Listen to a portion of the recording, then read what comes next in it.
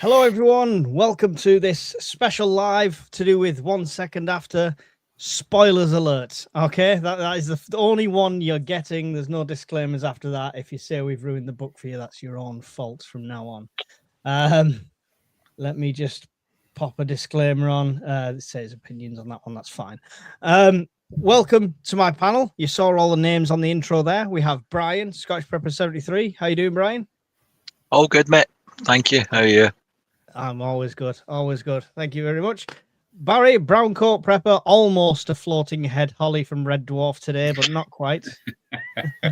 Not quite. Maybe next time. Barry's coming to us live from space. And we have John, the Welsh prepper. How you doing, John? Good, thank you. How are you? I'm not so bad. Right. We're here to talk about a book. Exciting. Welcome to Friday Night Book Club. Whatever happened to Friday nights. And there it is. There it is. 1 second after. I can't hold mine up. It's an audio book. But yeah, so we're talking about 1 second after. They're talking about making a movie about it. They'll probably ruin it, as they do. They'll probably Hollywoodize it, as they do. But first of all, I want to ask you all sort of the same question. Brian, why do you think it's a good thing to come on and talk about? We're not a book club. We don't usually do this kind of thing. Why is this book a good thing to come and talk about? Because, in my humble opinion, it is a very realistic timeline of societal breakdown and a snapshot of human nature in a crisis. It's that simple. Yeah. Barry, similar sort of feelings. You're happy to come on talking about books? Yeah, absolutely. I mean, it's a great introduction to what could happen, basically. I mean, it's the first of a series of books. Yeah, like you say, let's hope they don't mess it up and Hollywoodize it too much. Oh, they definitely will. I'll still watch it though, you know. Oh yeah. John, we only just recommended this book to you not so long ago on a live stream, and you've picked it up and you've power read it like Johnny Five on steroids. Do you think it? I mean, just having that instant opinion, we've known about the book for a long time. Do you think it's worth talking about in regards to the preparedness of it?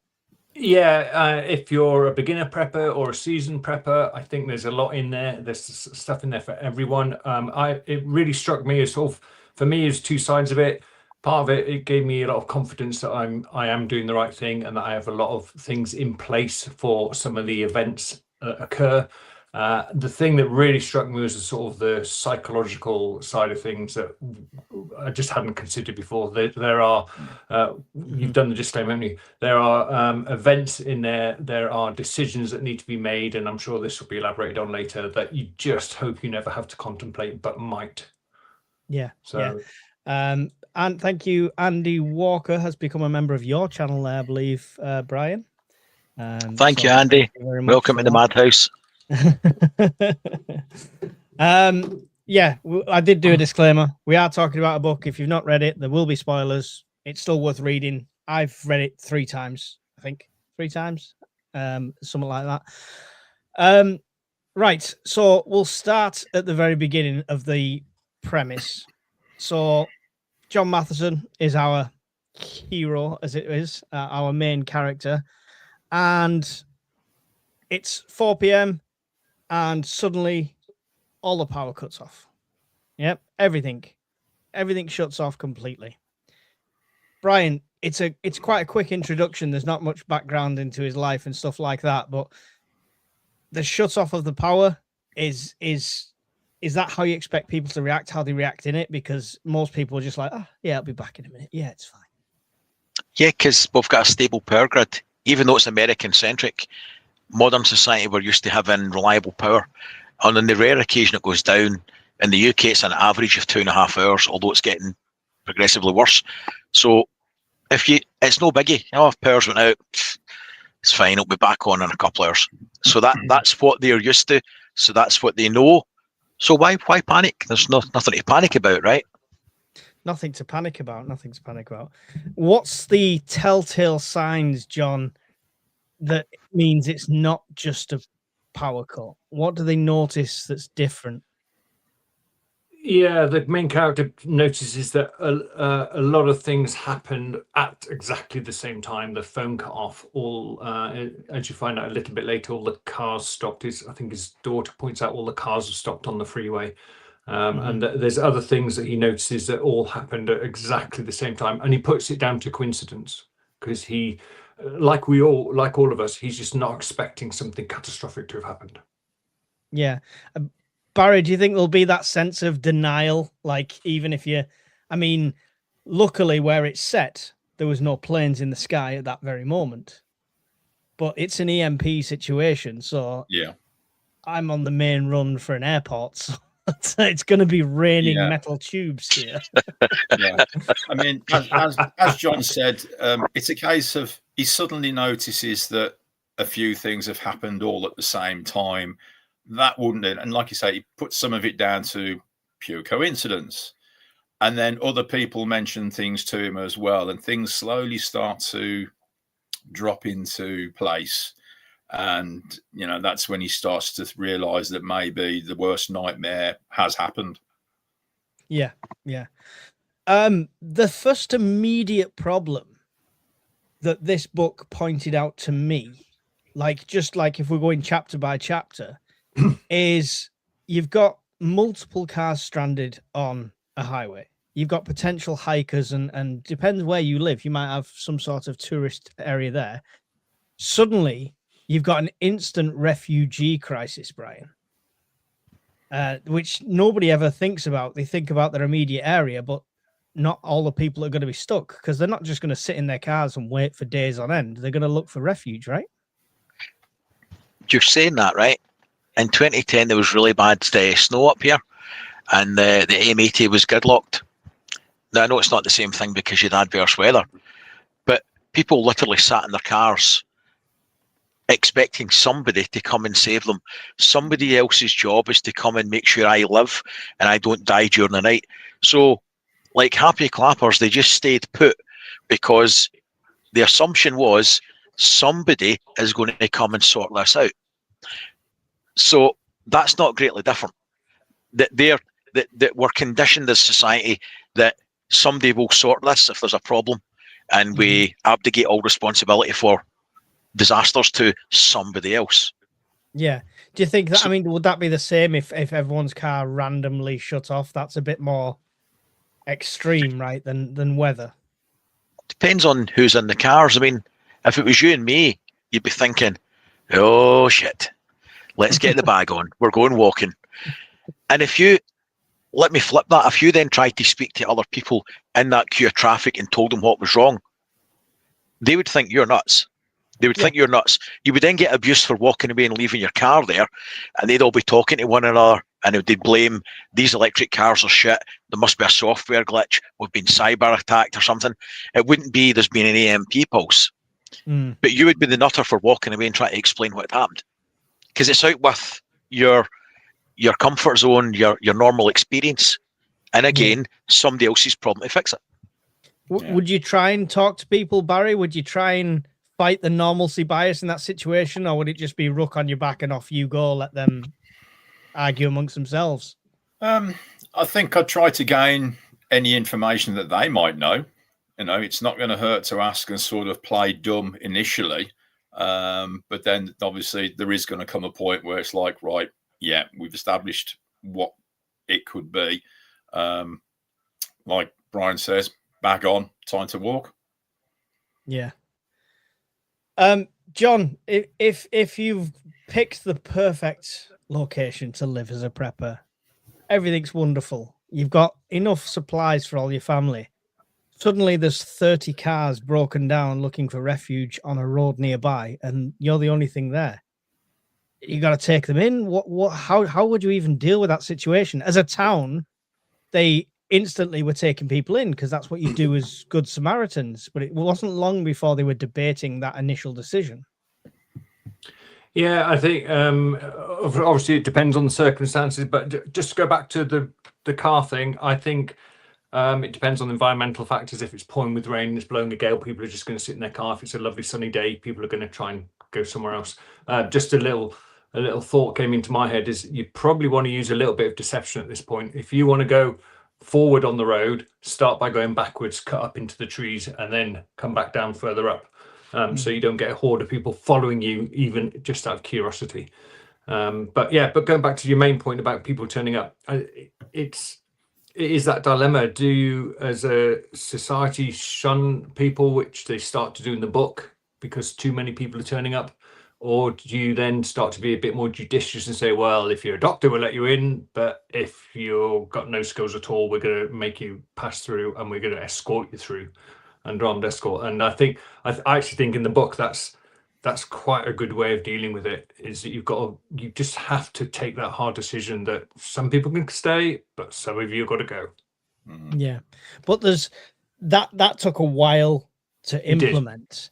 Yeah, and the whole center around this is we're not looking at John Matheson as some solo crazy prepper who's surviving all this on his own. It's all about the town planning and the town committee and the current sheriffs and stuff like that. And it's reluctant leadership. Yeah, but it's also a factor a lot of people don't think about. Every single prepper is the hero of their own story, but the chances are you're going to have no authority in your township. You're going to have no swing with them people. We're more likely to be the crazy people living up on the hills who've not come down for rations. I know I'm a volunteer Coast Guard, so whenever I turn up on a shout and I've got my big yellow flashy uniform on and my blue helmet, people just turn to you and expect to be told what to do, and they expect you to solve the problem. And we do, because we're trained to do it, and there's 10 of us turn up at the same time. But I wonder whether that would be the situation where the police would just call out all of the fire service and any uniformed personnel to and get them together and say, right, we need a plan and we need it quick. Because I don't think my town has a plan. I don't think any of our towns have a plan. None of them have. Yeah. Brian, we've talked in the past about situations, and obviously we had the scenario where you ended up the king of the hill and Dave was the underground lord of the layers and stuff like that. But do you just have to sit back and be a good citizen if it's current authorities implementing stuff? Like, we're not John Matheson in this story. We are just Joe Bloggs with his family. And they're the ones putting the rule board out, and they're the ones filling all that in. How do we just conform, go along with that? How does that play out as a prepper? Because we always want to be the hero, but it's not necessarily always the case. I think that's confusing being a hero with survival. Two different things. Hero is probably the wrong word. More main character syndrome, you know. Aye, but you know the thing is with that, like John had said that minute ago, we are conditioned, and we are conditioned, whether we want to accept it or not. Now that works for and against us. In the situation in the book that they're faced with, nobody has a clue. Nobody knows what's going on, so they walk about aimlessly. Now, idle hands are the devil's work. Mm-hmm. When the scamdemic happened at the start, everybody was meeting one another on the street and it was all happy, everything was sunshine and lollipops. But it wasn't before people got fecked off and annoyed. It didn't take long. And the scenario in the book, it didn't take long before the lights are out, the one in a day or two, but nobody knows anything to. Nervousness creeps in, desperation creeps in. So, depending where you live, you might be compelled to follow a plan that might be put upon you, or I would humbly suggest you make your own plan, because as conditioned as we are, people will follow a plan rather than no plan, even if it's a bad idea, right? That's how we're wired. So if you have got at least an inkling of what to do, people will gravitate to that, because it's better than what they're faced with, the uncertainty. We hate uncertainty. We don't like not knowing. We'll get desperate and we'll feel panicked and compelled to do something. The book's an exercise in psychology and how people react under stress. That's what I took out of it as well. So I would suggest that after day 2 or 3, in the absence of a better idea, then you start putting out your ideas, but show why it's a good idea. And then people will gravitate to you as a nucleus, and you can build on that. Yeah. But I mean, 2 or 3 days is a luxury some people don't have, Barry.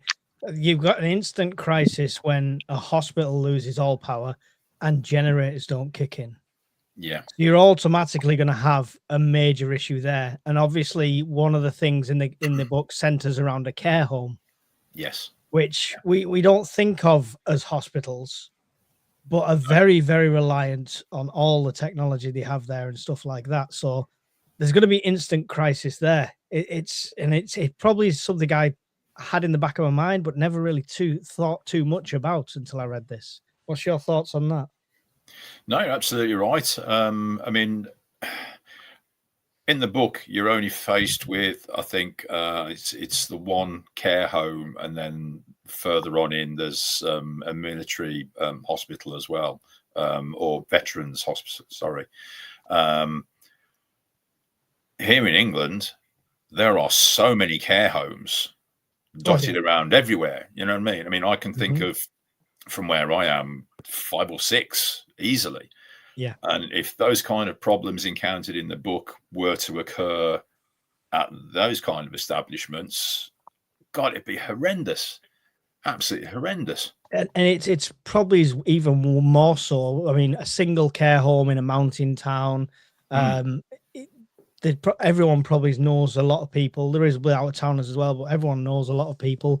Yeah. My partner works in care homes, and there's only 1 in 4 carers.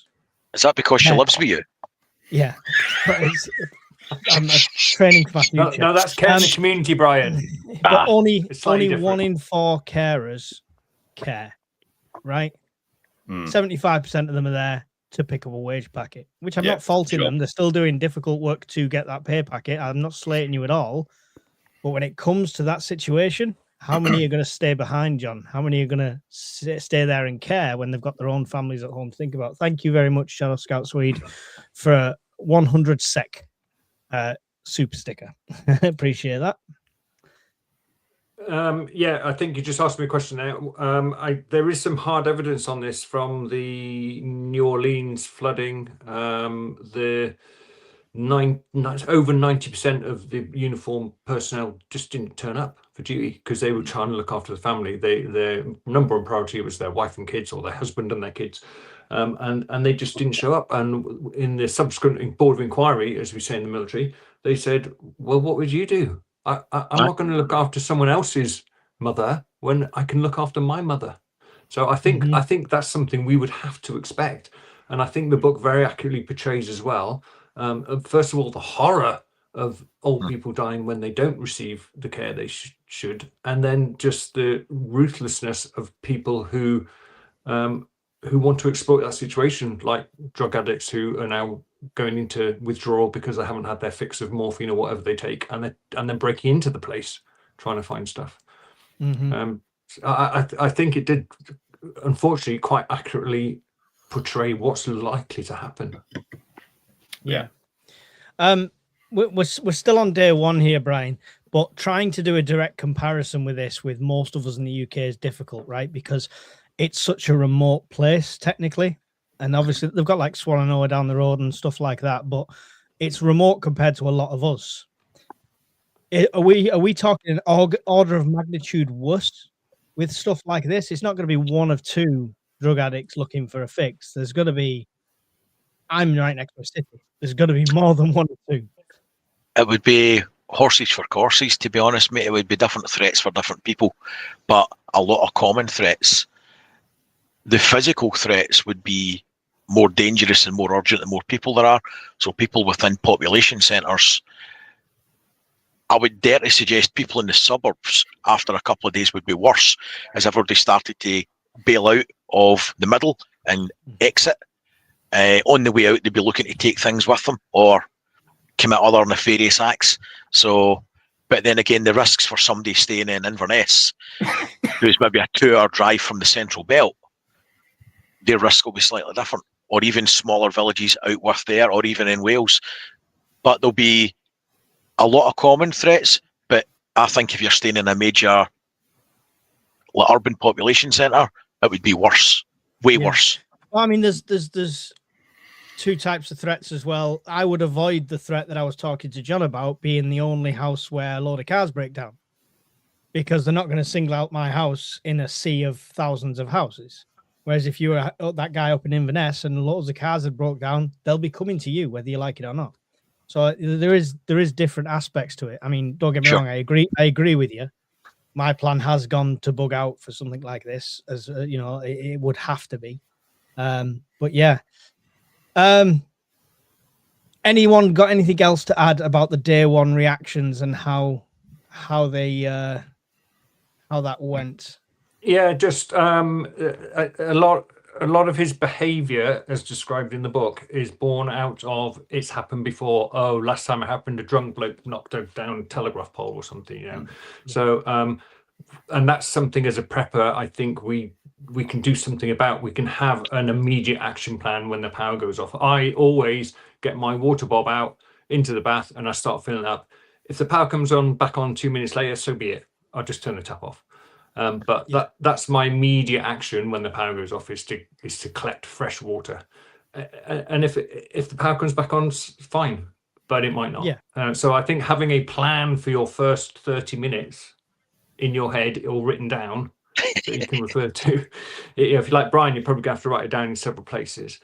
No, it's worse than that. My plan's even worse. The first 30 minutes the lights get out, I've usually got the curtains opened and all the lights in the telly on, just so everybody else knows that I've still got power to annoy them.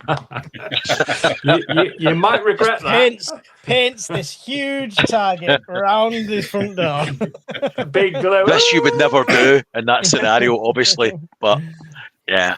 I mean, John's right though. We talk about that scenario. In this scenario, it was a regular day.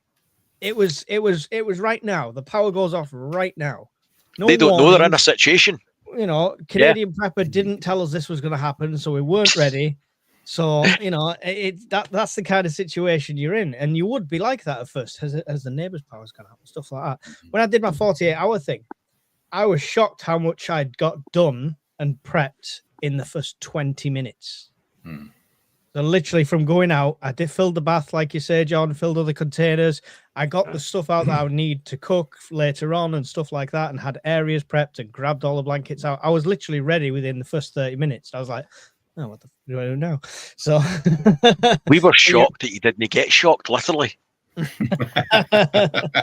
There was an injury during that, but it was edited out. All right. So I'm glad you didn't trip on that coffee table with all those sharp implements on it. That'd have been I did. That's the injury, was the shin on the coffee table when the lights first went out.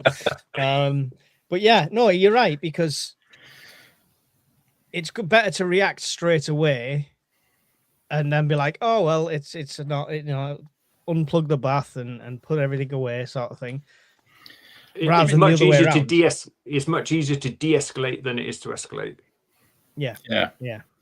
I mean, in the book, he's still sort of umming and ahhing as to what's happened. He's still carrying on. I mean, he's flipping burgers on the gas grill, etc. You know, and but it was around that time when he was doing the burgers that it was when he said, "Can you hear?"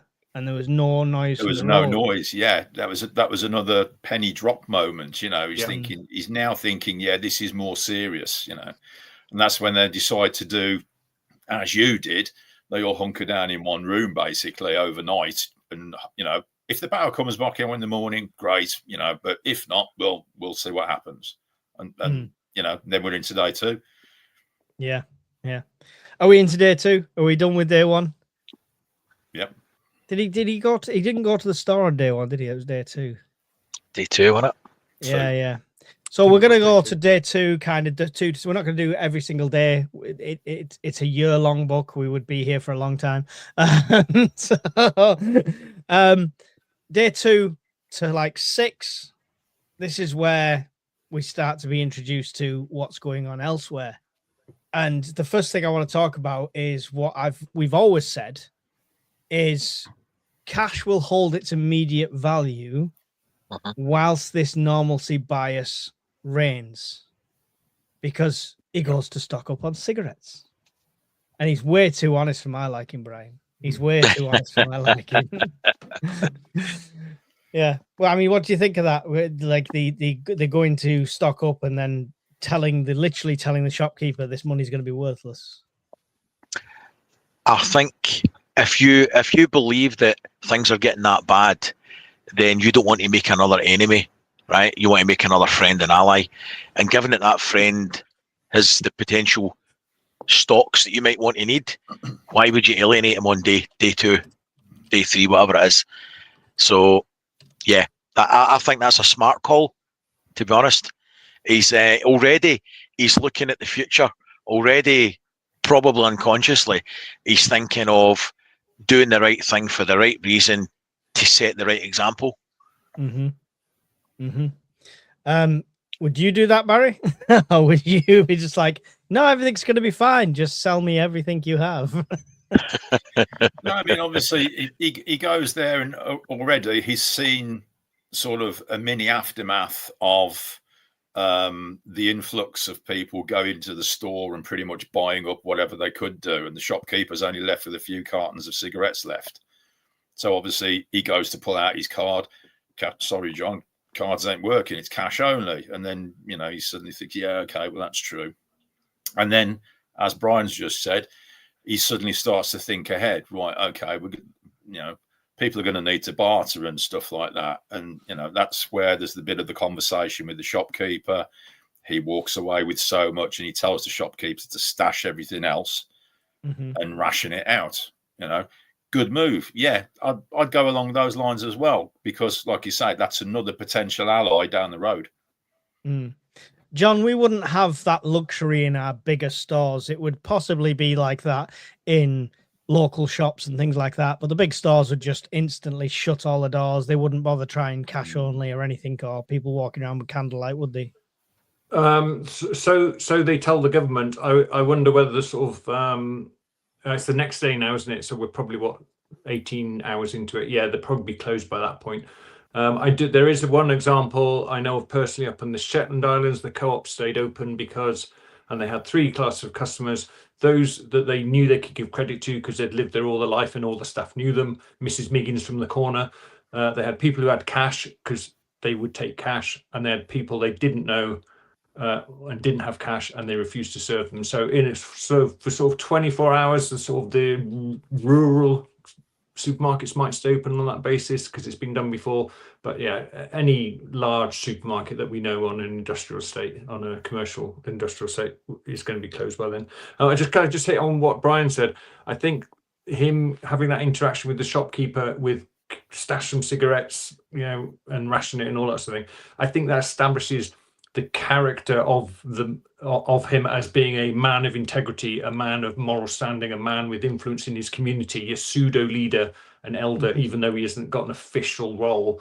And I think that is borne out throughout the book. He has many choices to make, and he tries to make the right one each time based on his integrity as a human being. And I think that's going to be comes close to making the wrong ones a few times. Absolutely, right? Yeah, especially when it's very personal. I'm sure we'll come on to that. But yeah, I think people like him will be the key to whether society, a small community, collapses or survives as this one did. Brian, as a prepper, did he make if he was a prepper, did he make a massive mistake in driving one of the only vehicles that could move into the town? With hindsight, potentially yes, but based on what he was faced with at the moment, because we've got the benefit of hindsight. From his perspective, he didn't know any better. He didn't know that it might have been smarter to hide that. But then again, the man can only be the man that he is, and he was there to try and problem solve and make sure everybody else was all right, not to go lone wolf prepper and gather things like a squirrel's nuts in his house and look after himself. From the get-go of the book, he was unconsciously building a community. Yeah. I don't know if that makes any sense, but that's just how I see it. What Barry, John, any thoughts on the using the vehicle to go down to that town, and that after he already knew that the cars had been cut off? I mean, obviously America's a big place and everything's all spaced out, although, for miles and miles and miles. So he probably hadn't got a lot of choice, to be honest, other than to use the car to get down into town, assess the situation really Oh, quick. nice. That's the car. That's by the the way. car, yeah. That's the car. It's not Etzel. Yeah, it probably, like Brian's just said, hindsight, yes, probably a bad mistake to use the car, but at this point, he's still trying to figure out what's actually gone on. So it's not until a little bit further on when it's established from several other information sources what actually has happened. So yeah, A thought springs to mind. okay. Let's say he was a bit more aware of the situation at that point than he actually was. So he suspected it was an EMP. Given he stays outside the town in a hilly area, would he put his personal safety at risk walking for hours into town on dirt track roads with everybody else who might be aware? Never mind the local animal life. I don't know. I think it's also kind of an indicator that this is a small community that everyone knows everyone. He'd probably feel safe for doing that. If I was in that kind of environment, I'd drive down and I'd be like, no, stay away from my car. But if I was in like the outskirts of London, would I drive towards or into London with the only working vehicle? Not a chance. You'll be inundated with baseball bats and rocks until somebody took your car off you. And we've seen that on other movies, as it were. I think, only watched the other day, the Tom Cruise War of the Worlds one. They didn't last 2 minutes and they're getting dragged out of the car and stuff like that. Yeah. John, any thoughts on that? No, I think it's already been covered. It's with the information he had at the time. We can just assume he sort of did a risk assessment. He's an ex-military officer, so he'll have thought, is the risk worth the gain? And he decided yes in that circumstance. As you say, he had the benefit that he was well known in the community. He had natural authority anyway because of his background and the fact he was a professor. So he had the cards stacked in his favour on that occasion. Later in the book, he very nearly loses the vehicle a few times. So you mentioned his integrity. You mentioned his integrity, though, John, and his first introduction to the female character. She was kind of at risk, and he drove away. Yeah, because he was weighing up the pros and cons of the situation, and he sided quite correctly, I think, with his young family, his girls and his mother-in-law, I think.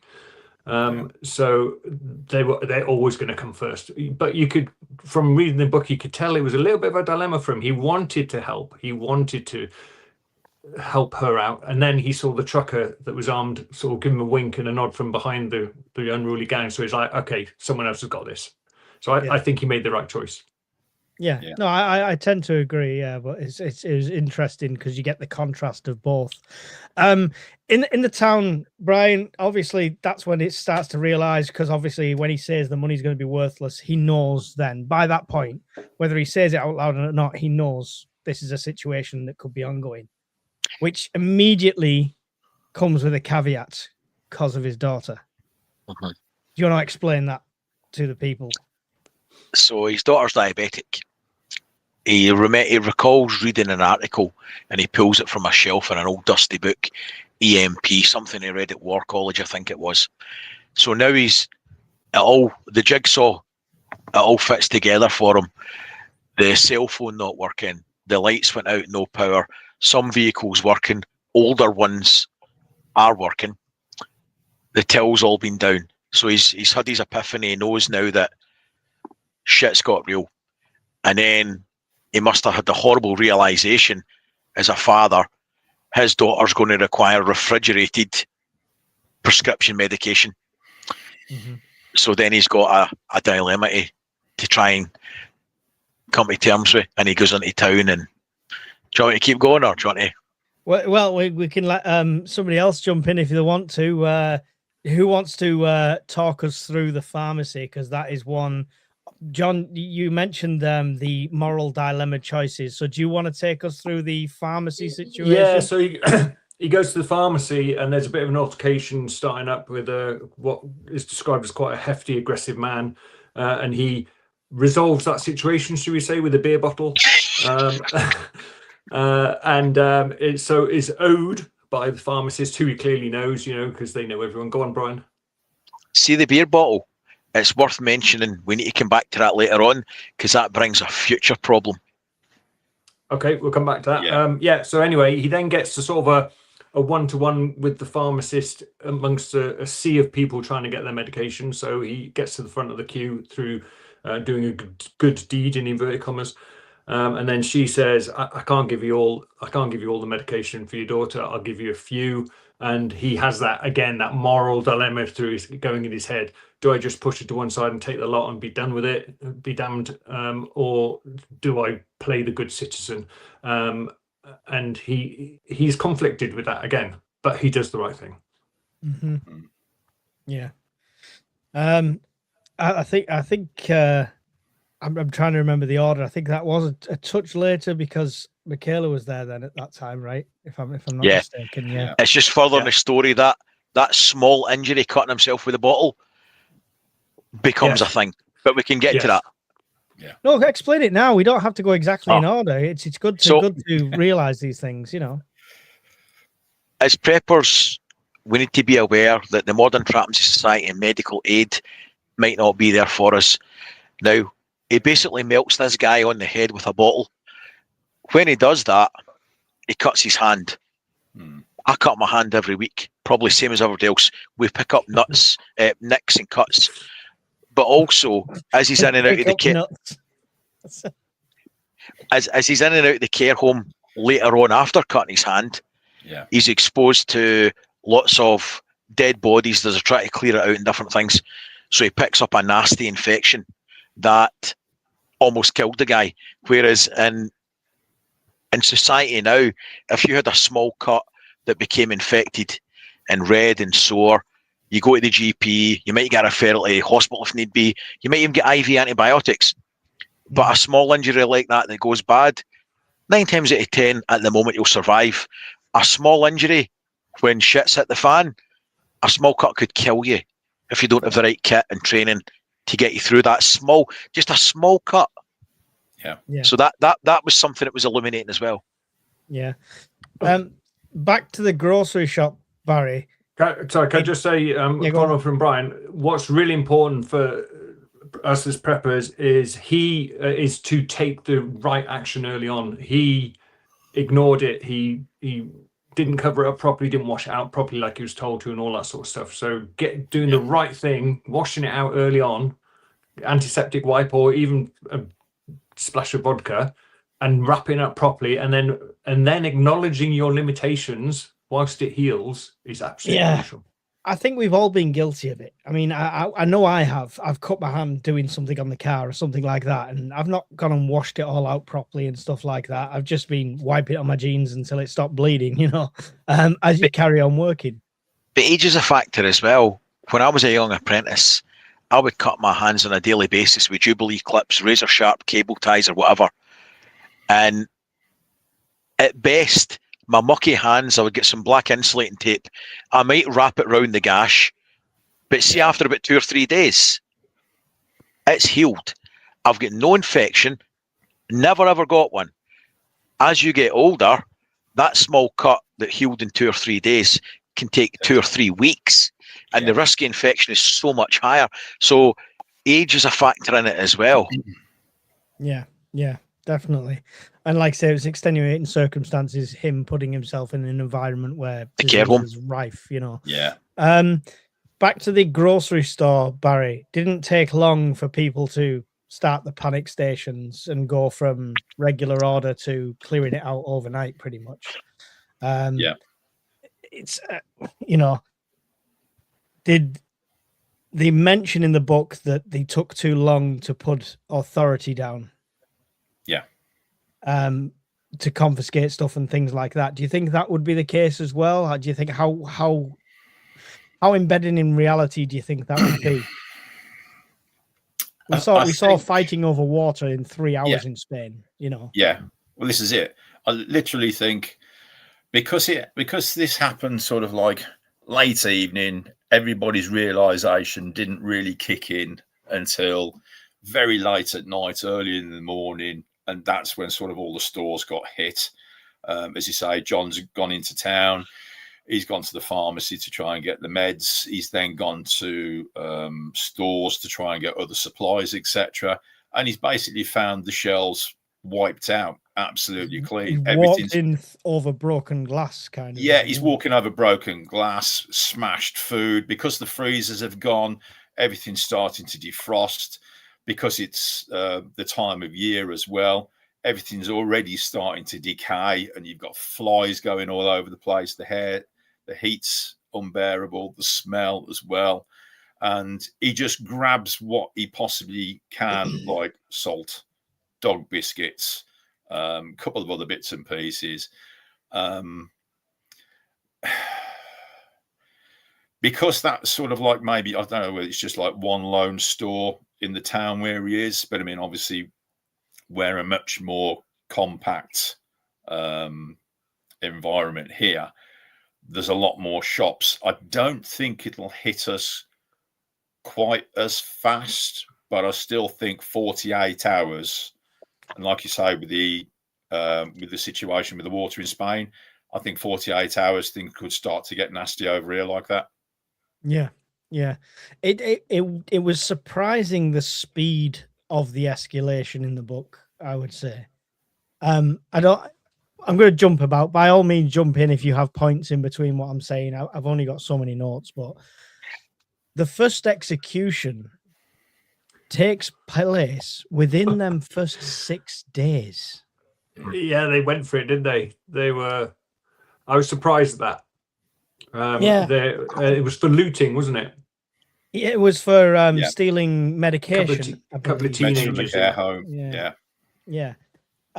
John, do you think that's shock factor to sell a book, or do you think rooted in any sort of truth?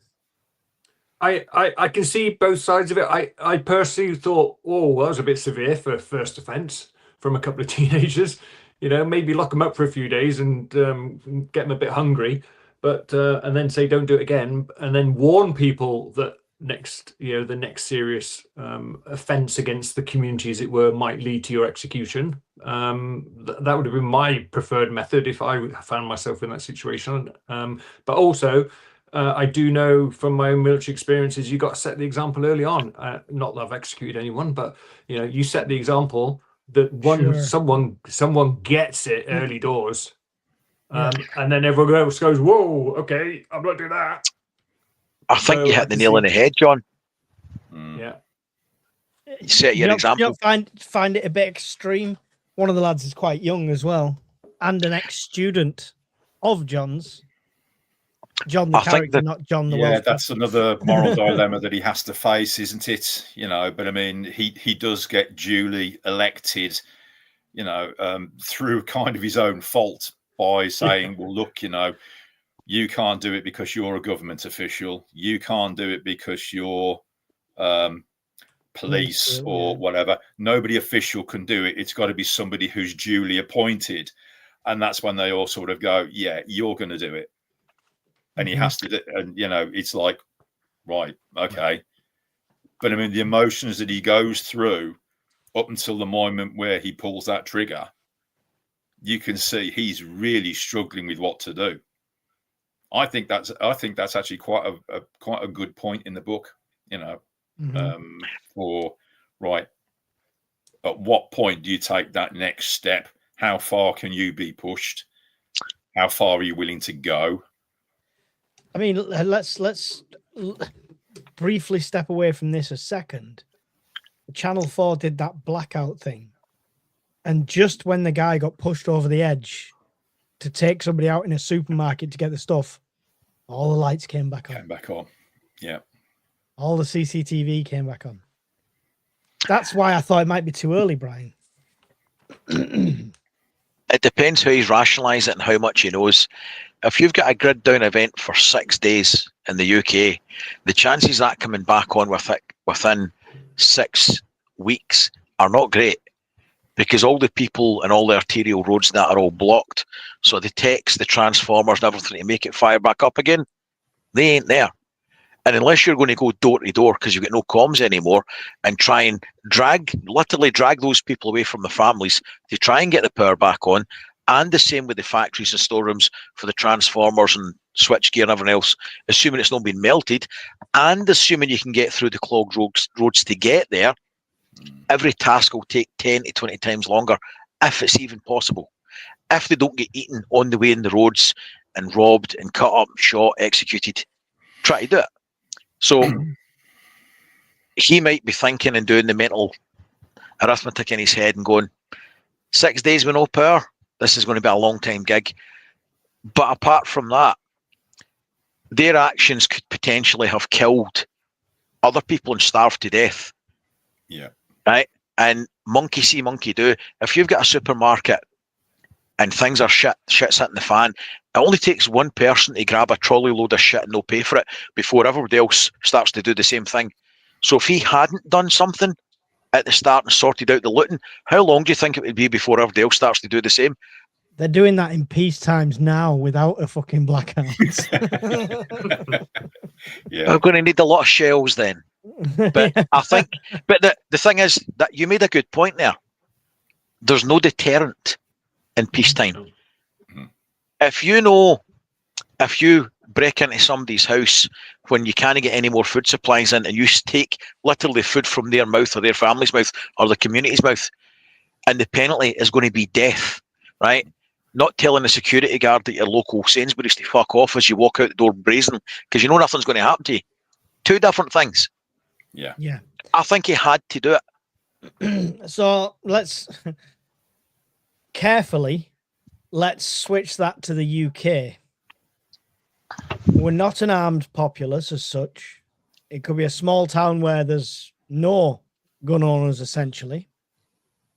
How does that play out there? I mean, are you going to see would you see a similar sort of thing? Is it lynching? Is it what?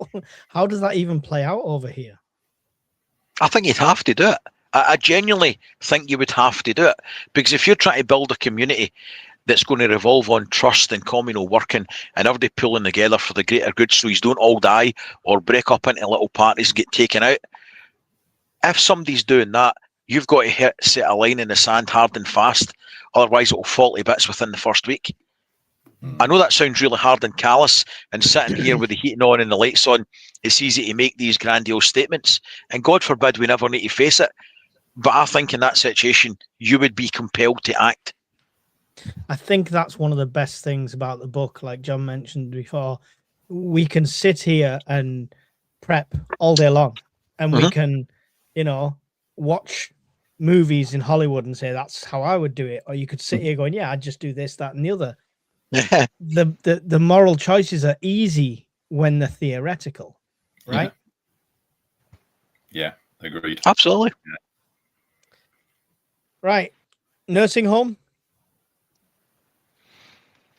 So, all right, I've got a few wrinkles. It's a bit harsh. Surely I've got a few years yet. God, you're so nasty tonight. They just come in white coats and take him away. It's bedtime for Brian, is it? Cheers, buddy. So, yeah, one of the book's most tragic moments occurs early on without power for oxygen machines and stuff like that, specialized medical equipment.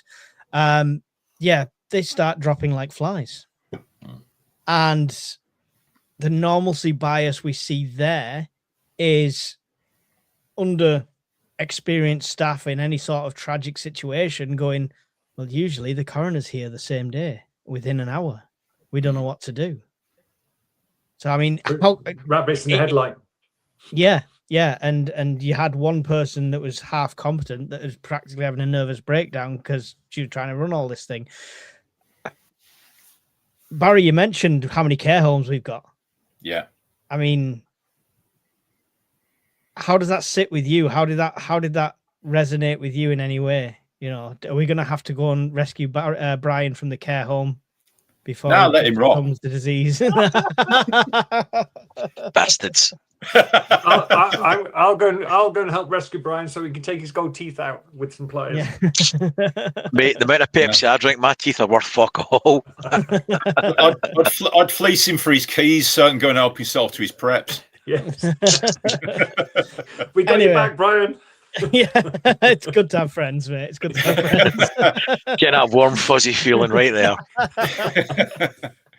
Bastards. Barry's going Yeah, through your pockets. I'm pulling your teeth out with pliers. I'm not dead yet. It'd be like Step Brothers when I'm in the hole and he's putting the dirt on. Yeah. Right. We laugh, but it's the tragic moment of the book. We should be crying. One of many. Yeah, Barry, how do you see that playing out over here? Similar sort of situations, but it's a difficult one. Again, we're only 6 days in, remember?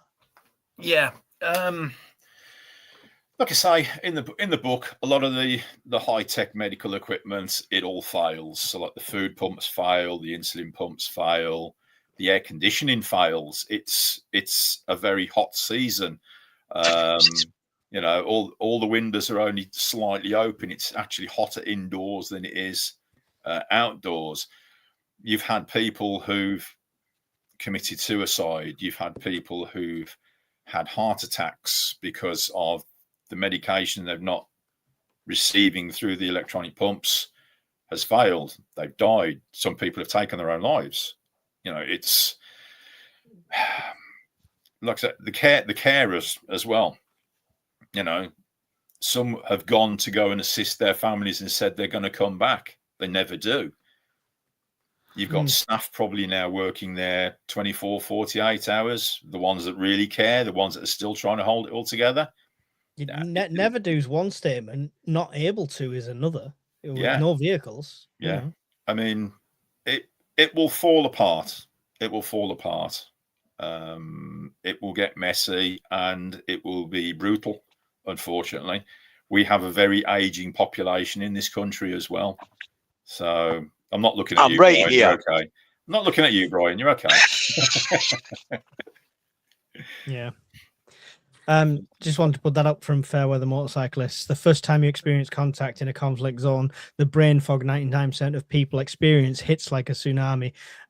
Your reaction is in that oh fuck moment is the difference between life and death. There you go. Yeah, agree. It's a great point. That's why I wanted to just pull that up. Yeah. John, is this another way to sell a book? Surely in 6 days, Granny's still going to be getting plenty of tapioca. What's going on? I'm quite cold-hearted about this. If I apply logic, He's going to nail the door. He's going to die anyway. Why are we risking going into that nursing home where there could and I'm not joking here, there could be some mentally ill people walking around with kitchen knives because there's no one stopping them doing it anymore. Why am I risking my life for someone I know is going to die in a few days anyway? Tragic as it is, if it was my mum, would I think differently? Probably, but in terms of this book, it's a massive risk. The outside looking in is easy. It's when you've got that emotional involvement with it, right? Yeah. It's community triage.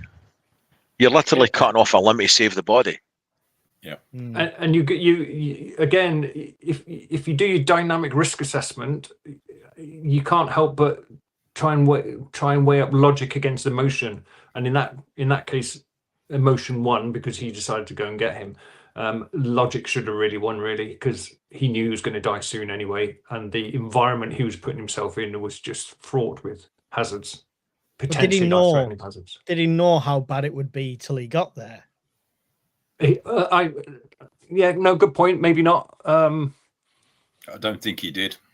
No, I don't think I would. At 6 days in, I don't think I would. The thing is, we know about a just-in-time system when it comes to our supermarkets. We've seen it firsthand with like COVID and stuff like that.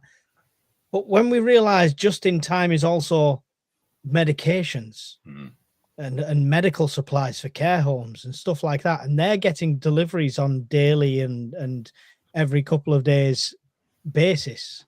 Yeah. 6 days is a long time to go without life-saving medication. Yeah. Yeah, my local pharmacy doesn't hold much at all. It's you have to give 3 days notice that you want to repeat prescription because it gets delivered the morning that you need it. So they hold minimal stock, and I imagine a lot of pharmacies around the country are like that. Yeah. The one near us, you'll go for 3 things and you'll get one and have to come back the day after or the day after or the day after kind of thing. Yeah. Yeah. Brian, anything to add on the care home situation? No, but apparently going by use to LB in it fairly soon, you shower of shit. We'll come visit, Brian, to get your teeth. We'll bring you grapes. Yay! But see, the perception is that most people will visit dear old granny after a week anyway, and they wouldn't see a great deterioration in that week's period. However, in the 6 days that they're talking about there, no air conditioning, no bed being flipped, no food, no sanitation. I didn't even bear thinking about walking into that, where it's just horror show. It's a very strange situation. The normalcy bias is a big thing in all of this. And Barry mentioned that, one of the older residents saw and knew what was going to happen, so took it upon herself to end that. 2 to 6 days, though. Do we not think that this was most people's normalcy bias would be, oh, it'll be on in a week? I mean, what we've had the power out for 10 days after Storm Ewan over here, right? Mm-hmm. Yep. But there was radio links. There wasn't the absence of information. If you're talking about a total absence of information, people make up their own thing in their own mind, and that isn't long before it's fear the worst. If you've got a bad storm in the UK, and I mean we've had them, some people, maybe a couple of thousand people on occasion, have been left with no power for 2 weeks, but there's still radio, there's still information getting out there to say go to your local church hall. There's generators in them, different things. There's provision in place, albeit it's not ideal. 6 days, you're talking first 3 days without any water, elderly, infirm, and you're faced with the prospect of watching you go down after watching old Mrs. Miggins next to you in the bed has just died of dehydration and shut her brains out. I'm not surprised he topped themselves, to be honest. Yeah. So we don't have to go and rescue you, Brian. You'll have already sorted it out. Day one with no Pepsi, mate. I've got the morphine driver in my arm by that point. Can I bring one up? Just a thing that sprung to mind. Yep. See, when they were corrupt, are we at the stage that they're filtering people through town by the motorway? Yeah. Almost, yeah. Right. There was one woman in it, and they were filtering people with skill sets. Everybody else was getting moved along. And this struck out my mind about skills that are no use anymore. And it was she educated was expert, yes. Basically. Yeah, she was a public relations expert who would like rebrand your image and things like that. Yep. Yeah. So she could talk. She was well educated, power dressed, all the makeup done, and all the rest of it. But it'd been several days. To hooker in 0.3 seconds. Yes. Yeah. Because once the veneer of your skill set was taken away and people didn't value you anymore, she reverted to, I'll do anything to get in. I haven't eaten enough with no food and water. That just shows at some point in that situation. This is where Brian's community fails. Because he won't turn that down for soup. Listen, Mrs. SP, I know you're watching this. I would have given the lady the ration pack with no fear or favour. So I'm an upstanding person. Okay. Yeah. Why are you laughing? Keep telling yourself that, Brian. You keep telling yourself that. Sitting at the side of the barricade with the 24-hour rat pack. Hey, come on. But no, kidding aside, it was quite grim. It was really grim. And it's interesting the target as well, because we talk about skill sets and what's valuable in SHTF, and we go straight to doctor, and we go straight to you know, a tradesman, like a builder or Mechanic. something like that. Yeah. Farmer. Mechanics, yeah. But what did they mention? I'd love to get a steam enthusiast, somebody that's really good Yes. with steam engines. Yeah, That would be great. Yeah? Yeah. The other one was reenactors. Yeah. What I liked was he's part of a roundtable reenacting society. That's what I did, American Civil War. And it is all about gunpowder and old school technology and stuff like that. So Yeah. you could be an accountant or a web developer and have no skills on the surface to show a CV. But then I've lived like I've been in the 1860s for many, many months of a year. So We know we've there's seen a the skill size of your set there. family. Yeah.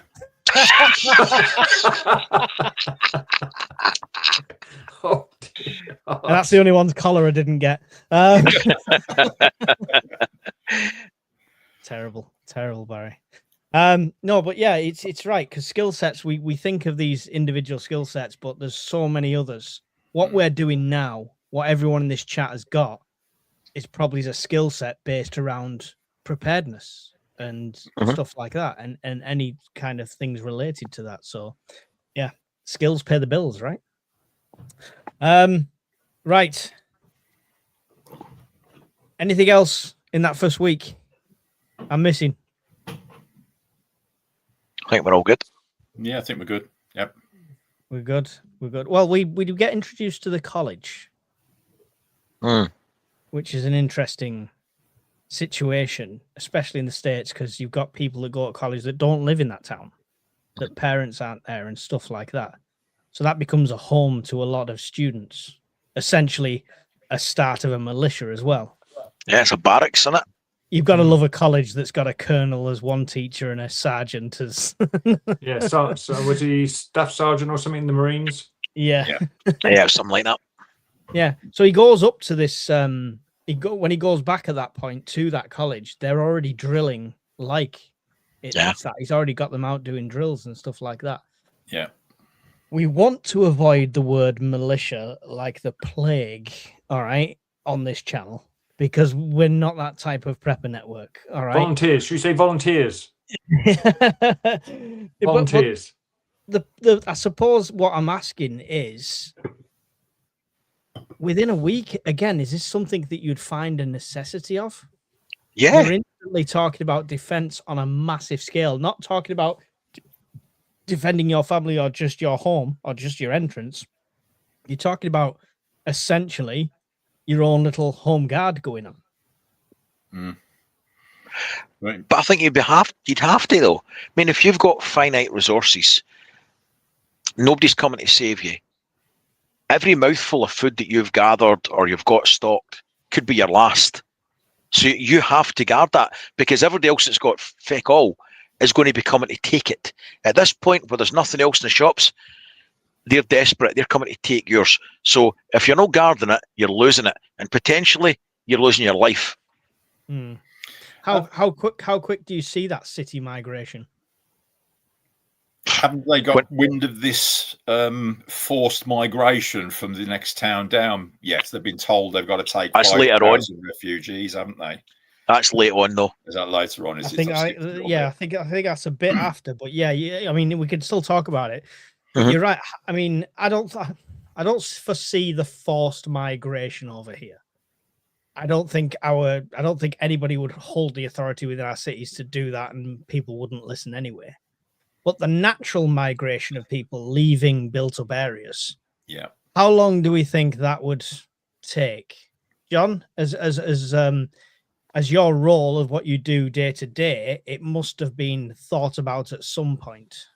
Yeah. So the central plan would be to take the food to the population. So the government does have plans in place for the emergency provision of food in city centres.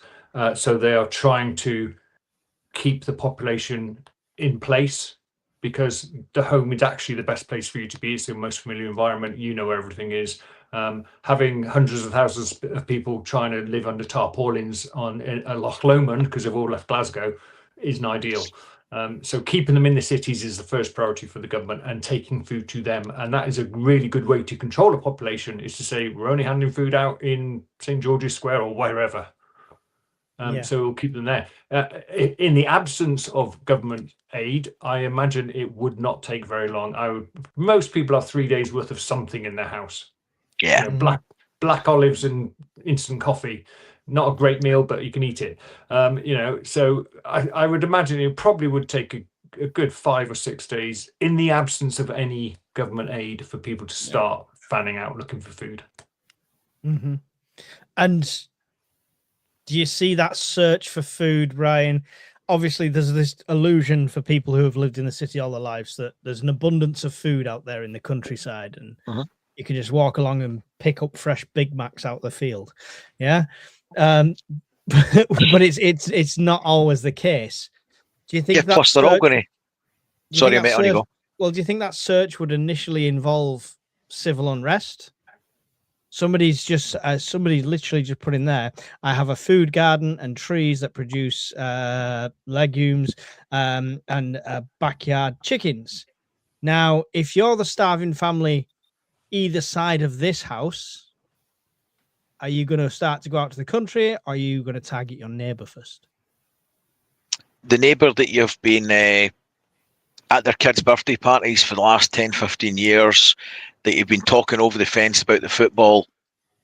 Yeah, when their kids are starving and you've got stuff and you're either not sharing it or not able to share it, that good friend will become your worst enemy in a very short space of time. Yeah, agreed. In my humble opinion. And even from the other perspective, as a father, if my kids were starving and you had the food and we'd been friends for 6-7 years and all that lot, I'd probably, the priority for me is my kids are starving. Your children. Yeah. All 37 of them are going to be hungry. Well, they can eat each other. It's fine. I used to teach motivation, and one of the in my personal opinion, one of the greatest motivators is parental love, the love of a parent for its child. But there's dozens of cases where a parent has literally died to save their child, and they will have no qualms beating you over the head with something to get your food if their child is dying. So I absolutely agree with Brian. You may have known them for 20 years, but if their child is starving to death, as they will be as well, they'll go for it. Think about this with the towns as well, about, see we were saying about 5 to 6 days. I don't disagree with that. We've always kind of thought it would be like 3 days. But the reason I'm saying the 3 day versus 5 to 6, and I'm probably wrong, but say it's this time of year and it's cold. People do stupid shit at the best of times. You'll have fires in a very short space of time. Yeah. You'll have blocked up toilets and sanitation. That metal bin. Yeah. You'll have sanitation problems in a very short space of time. If you've got a 16-story block of flats, and there's plenty of them in city centres, and everybody's shitting from top to bottom, right? You're going to have a big sewage problem in a very short space of time. You might want to wait 5 or 6 days before you go out into the countryside because you've nothing else there to do or eat. Or I think infrastructure might force you to do that, as in you're being burnt out or shit out before that in a city centre. Something to think about. Yeah. Always, if you're going to go for a flat, go for the top floor. I don't know the exact figures, but I think it was something in the region of 80 to 90 people died during the Texas ice storm in 2021 from carbon monoxide poisoning because they lit fires in their homes. I could believe that. Yeah. It was dozens. Ventilation. This is the thing. It's we've got this thing, right? We stopped drafts. It's a bit warmer. Right now we've stopped all the drafts. Now we'll light a fire. So zero circulation of air anywhere. So it's just, if it's really cold, have a fire outside. Go out and get a warm by the fire, then come back in. That's going to be the way. The migration out to the country and stuff like that, Barry, do you think that'll be a factor over here? Or do you think it won't be as, because we're such a tight population, it's never going to be a case of I can just go out to the remote areas and survive, right? I think along the timeline, it will happen because, as John said, yes, government might have in place plans to keep population centered where they can with food distribution points, etc. But at what point does that food run out? At what point does the food in your cupboards run out? Your neighbour's food runs out. What's going to happen next? People are going to gravitate out to the country at some point, and it's not going to be pretty. You're going to have as many deaths out there in the country as you have in the cities, because people are going to starve to death because they're not going to know how to trap, how to fish, what are the safe berries and mushrooms, etc., to eat, and what aren't. Yeah, there'll be a slow but sure die-off as people migrate out looking for food. And just to pick up what Barry said later in the book, he talks about how this massive countryside, hundreds of thousands of acres of countryside around this tiny little town, and it's been picked clean of anything. Yeah. Of everything. Yeah. So can you imagine the population of Glasgow going up into the Loch Lomond forest? It's going to be picked clean. Anything that moves is going to get killed. There'd just be a sea of Buckfast bottles and dead squirrels. Squirrels don't drink Buckfast, do they? They're just sweetening it up. You'd have some random drunk guy sitting next to a squirrel, drinking a bottle of Bucky, and then offering something to the squirrel, telling him its life story. His mother didn't love him, and life is hard, and he's getting his dole check, and yeah. And then the drunk answers the squirrel. Well, we've talked about stuff like this before, and I believe, was it 1990, Brian? 90% in 90 days was the... But they reckon there's been various studies done on it. The one that I kind of agreed with the most, that I liked, was 90 and 90. 90% of the population would be in 90 days. That sounds really, really extreme. But think about it. You've got no water, sanitation, no shelter, human predation. I don't think that's an unrealistic figure. I genuinely don't, as scary as it is.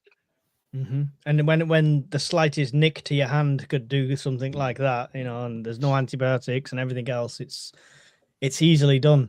They have, obviously we get towards like week 2 and 4, and they have the great die-off, as it were. Yeah. So around day 14, the town's supply of refrigerated insulin begins to fail. John watches helplessly as children and neighbors slip into, diabetic comas and death. With him having a bit of an extra supply, albeit starting to lose its shelf life because of warmth. Should have had an EcoFlow, Brian, right? Or two. The great die-off's not just that. It's sewers, it's water treatment, it's typhoid, it's cholera, it's stuff that we don't even think about these days, but things that would have took out masses of people back in the day. And then, of course, food rationing comes into place. So this great die-off period is edging towards that 90 and 90. I can't remember the figures they said. I'm sure it was after about 3 weeks, it was about 2,000 or 3,000 of a population of 12,000 or something. I think they said it's about 30% they were at that stage. Yeah. Correct me if I'm wrong, but yeah. I don't think you're far off it. Yeah.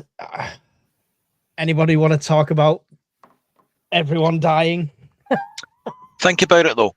You're in a first world country with first world support, right? With first world skills. Overnight like that, you're in a third world country with no fucking skills.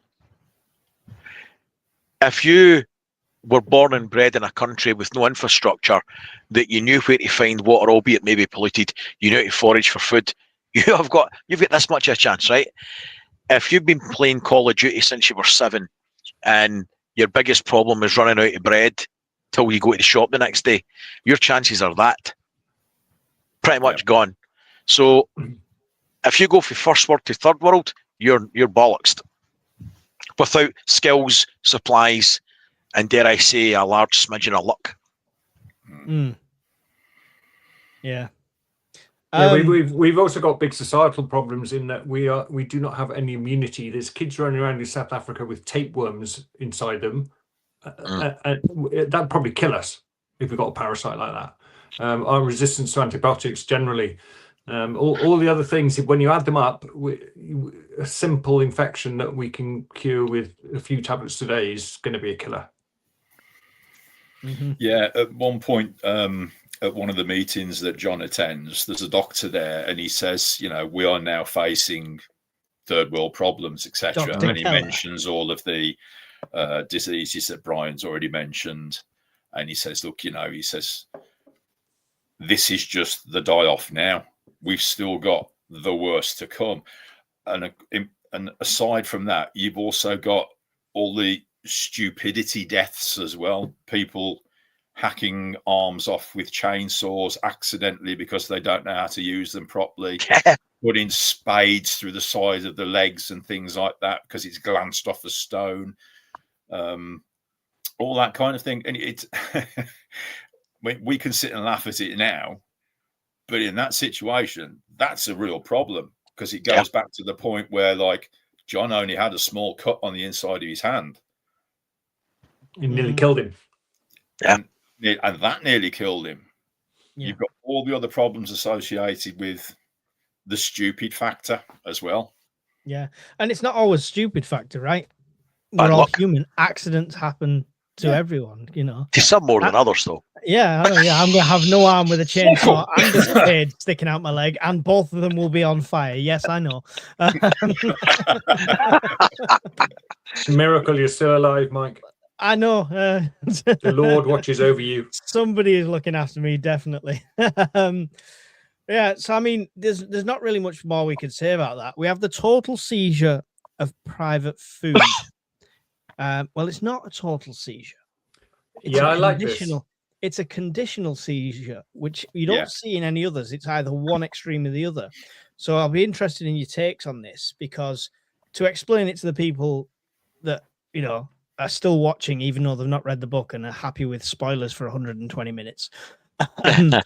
It's they say, if you want to be involved in rationing, you have to submit to having your house checked and all your food kind of taken off you, sort of thing.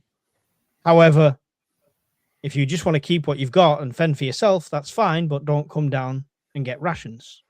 And they base it around ration cards. Yeah. What's our thoughts on that? Because it was an interesting take. It was almost like, let's seize all the food. Hang on, no, you'll piss off the preppers. Okay, let's best not seize all the food. That's what it feels like. I think if you even said you were going to seize all the food, you'll never seize all the food, because people, especially in that community, the prepared ones will have had it stashed.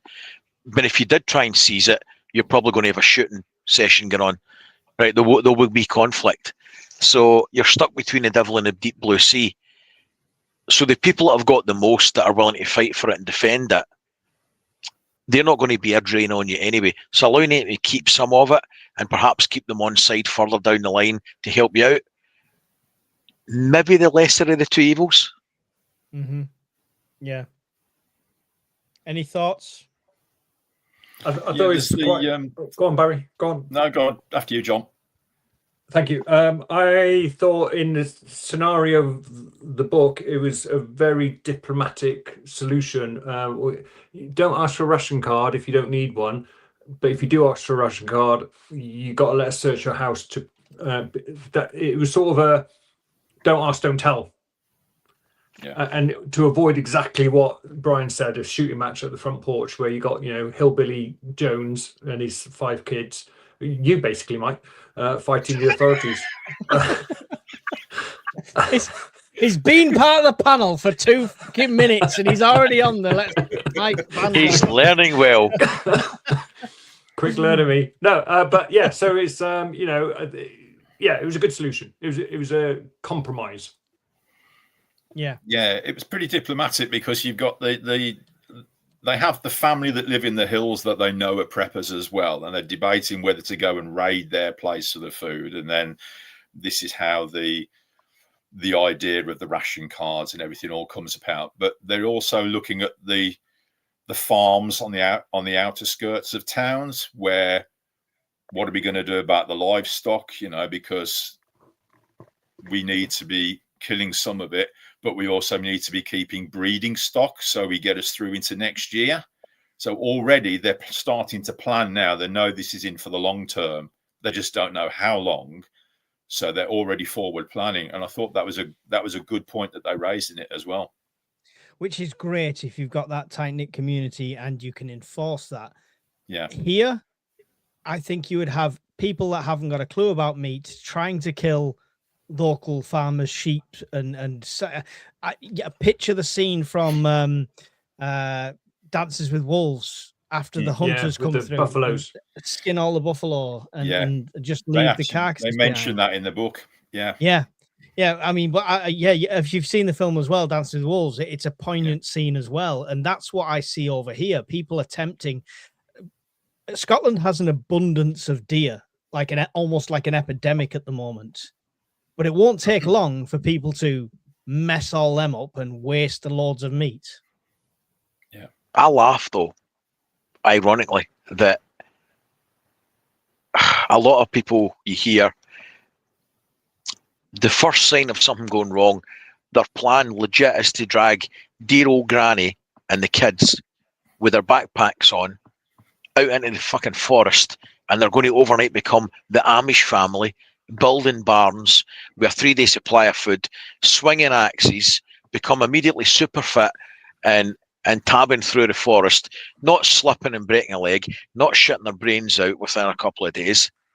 It's just nonsense. And that applies to up here. It's fucking cold, 24/7, pissing down most of the year. It ain't a lifestyle choice. Can I caveat that with, if you do that now in peace times and build up a community like that, Amish style, that's your best bet. You've got that safety net. Don't try and learn that in SHTF. I think doing it, like surviving in that way, I think is a good way to survive. But Joe Bloggs, who has lived all his life in a city, is not going to. But not learning on the job. Yeah. Yeah. And not with practicing what you've done. Temu's finest gear. I was quite surprised with Temu's finest gear. I've got to be honest, it worked out better than I thought. It still wasn't a very waterproof jacket, though, was it? Not in a red weather warning on an island in the middle of a loch in December. No, it wasn't. No. Yeah. You need scuba gear, mate. Scuba gear. But I think what you're saying is exactly right. And the amount of times I hear people that are not even preppers, that are not survivalists, that are not outdoorsmen, go, "Oh yeah, if we're in nuclear war, I'm just going to go and live in the Highlands." Okay. I mean, good luck with that. The is it the M74, A74M or whatever it is? That is going to be M74 up towards Glasgow. Then you'll be in the M9 to Stirling.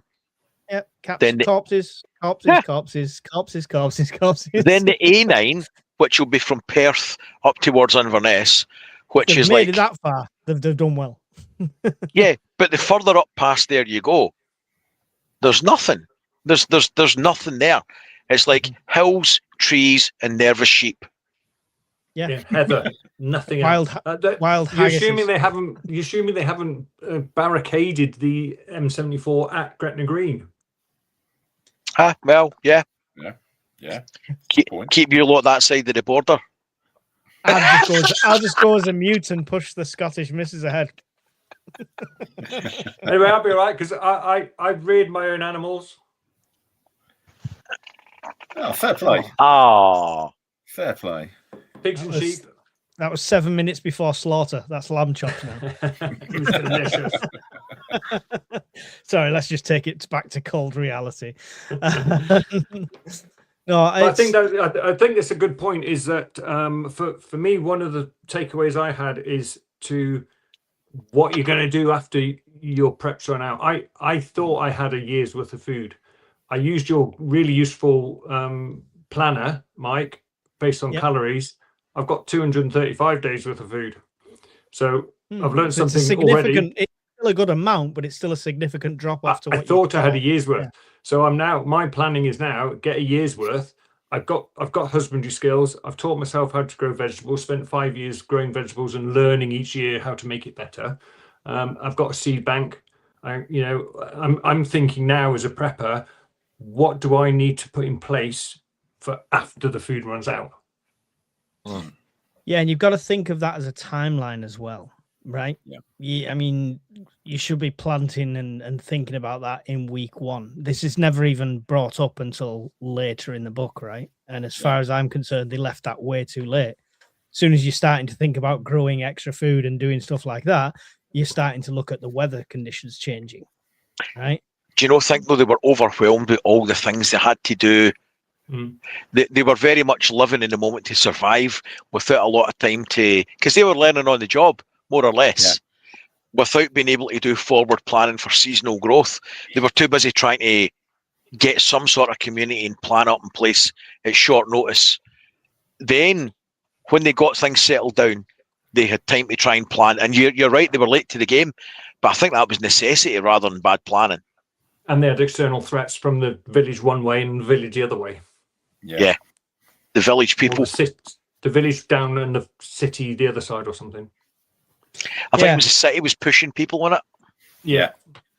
But they had control of that water supply, right? There's all sorts of politics. I mean, we won't go into the politics side of it. We could literally be here all night talking about it, but there was a whole political thing with the neighboring town and stuff like that. I mean, we will mention that though. He did go to the neighboring town.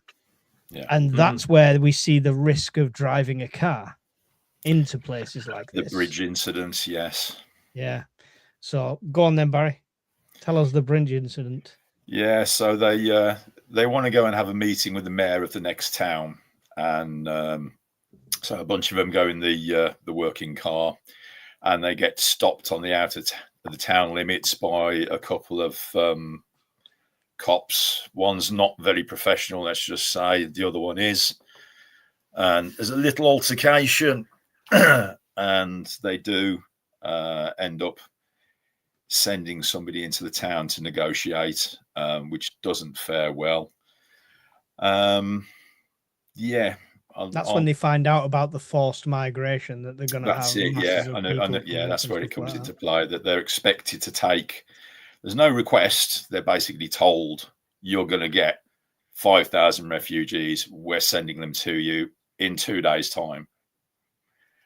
And then it's like, right, we need to get back to the town. We need to tell the town council. We need to be planning for this. And take it from there. Which you're already at the point where you're on 800 to 1,000 calories a day per person at that stage. And then to then spread that out another 50%, it's just not going to work. It's just going to kill everybody. But what a horrible dilemma to be faced with. You're essentially going to be sent 5,000 people that all you're going to do is send them further down because you've got nothing for them. You basically send them down the train tracks to their death. Give them some water at the end, though, to wash. I mean, it was good. It was a good idea, that. So one of the things that they did, I think you mentioned towards the start of this conversation, was they're filing people across, John, right? From one side of this main road to the other, from one end to the other. Not just by gunpoint, but by incentive. There is clean water, and you can wash. Your kids can have a wash, and all this lot. Yeah, they'd set up a checkpoint at a bottleneck in the road where there was a cliff on both sides. So the only way into the town, into the village, was along this one road. And I liked how he described that they were using cars as sort of a mobile barrier, so they could move the barrier backwards and forwards. That was quite a good idea. And then they were basically saying, "You're not staying, but we'll let you through. You've got to put your weapons in this, amnesty box, and you'll get them back at the other side. And at the other side, you can have some water and a bowl of greasy soup or something." There was some incentive for them to go to the other side of the village, and they were armed escort the entire way. And then later on, they start to be a bit more discerning by finding out if people have got skills or not. Yeah. And a good point on that was the illusion of authority. Do you remember how they portrayed the illusion of authority on that bridge. Yeah, they Brian? had hazmat suits Hazmat on suits. and Yeah. masks. Yeah, respirators. Which does, like, people. It was another one of those psychological aspects, right? It's the whole premise of you can get anywhere with a high vis and a ladder and a hard hat, right? You can walk into any part of any building. They clearly that is haven't also walked really more than worrying. 100 yards. Yeah. Sorry, go on, Brian. They'll be Go on, Brian. sweating. No, it's okay. On you go, crack on. Yeah, they clearly had never walked more than 100 yards in a hazmat suit and a respirator, especially in the summer, because it's a killer. It depends on your definition of a hazmat suit, though, right? If it's the thin, cheap paper versions instead of a full-on rubber hazmat suit, then yeah, it's the illusion, but without the sweat. Mm. But it wasn't just for authority; it was for disease, cholera, everything like that. Mm. They'd finally got this town to the point where who's dying off is going to be dying off, and they don't want to bring any more in because these people are migrating from a city that would be like, it would be like that care home, but on a city scale, right? It's literally nature in a very short space of time. I mean, in that scenario, it was a really short space of time, separating the wheat from the chaff. Literally, the elderly and the young were dying off wholesale of preventable and conditions in modern society, and there's nothing anybody could do about it. Nothing. Yeah. Sorry, just replying to somebody in the chat. Let's jump ahead because we're an hour and a half in and we're Okay. about 2 chapters in. Who wants to introduce the posse? The marauders, the reapers, whatever you want to call them. Yeah. Oh, that bunch, yes. Who wants to introduce them? At 2 months in, we're already looking at a cannibalized, religious, nutty, organized, possibly military trained force coming towards the town. Brian, tell us what's happening. So, as you've got the good guys being organised and try to structure society with some semblance of rule of law and looking after people, you've got the alternative of the yin and yang arrangement. You've got a nucleus of psychopathic Mad Max era nutters acting like locusts moving around, eating, killing and pumping anything they like because there's nobody to stop them, and they're not looking to grow or maintain a society or a population base. They're just looking to take whatever they want and move on. And that's not an unrealistic scenario of what would happen either, unfortunately. Yeah. I see what I take from that. The part that from the book, I don't take like there's going to be marauding cannibals going around and stuff like that. But what I do take from that is I live in an area where there's already organized gangs. Yes. There's already organized communities that are used to traveling around. Yeah. So there's already this potential foundation for threats like that. But that's nature's way. That's how we're wired, though, Mike.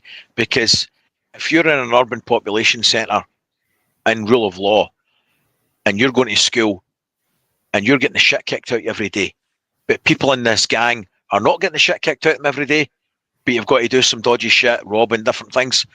For self-preservation, kids are joining a gang. Now, for self-preservation, people in the book are joining up with John Matheson and the town militia. But for self-preservation, people in gangs at marauding, it's the same thing. It's for the illusion of security. Mm-hmm. That's what I love about the book. If that passes through your little hamlet of 3 or 4 things, and it's either be essayed, killed, and you know, all that lot, or join them. Yep. Yeah. You know, it's a forced decision, right? Yep. How realistic, John? How realistic that there'll be gangs marauding around trying to take all your stuff? And cannibals and all that lot. All right. So, cannibals, if you look at the evidence, when people are starving to death, they will eat other people. There was an Argentinian rugby team crashed in the Andes in the 70s, I think it was, or 80s. There's a film about it. There's two, there's Alive, and then there's the Society Alive, of Small.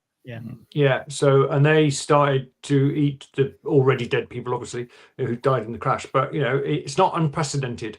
Do I see it happening in the UK? If it really got that bad, it might happen.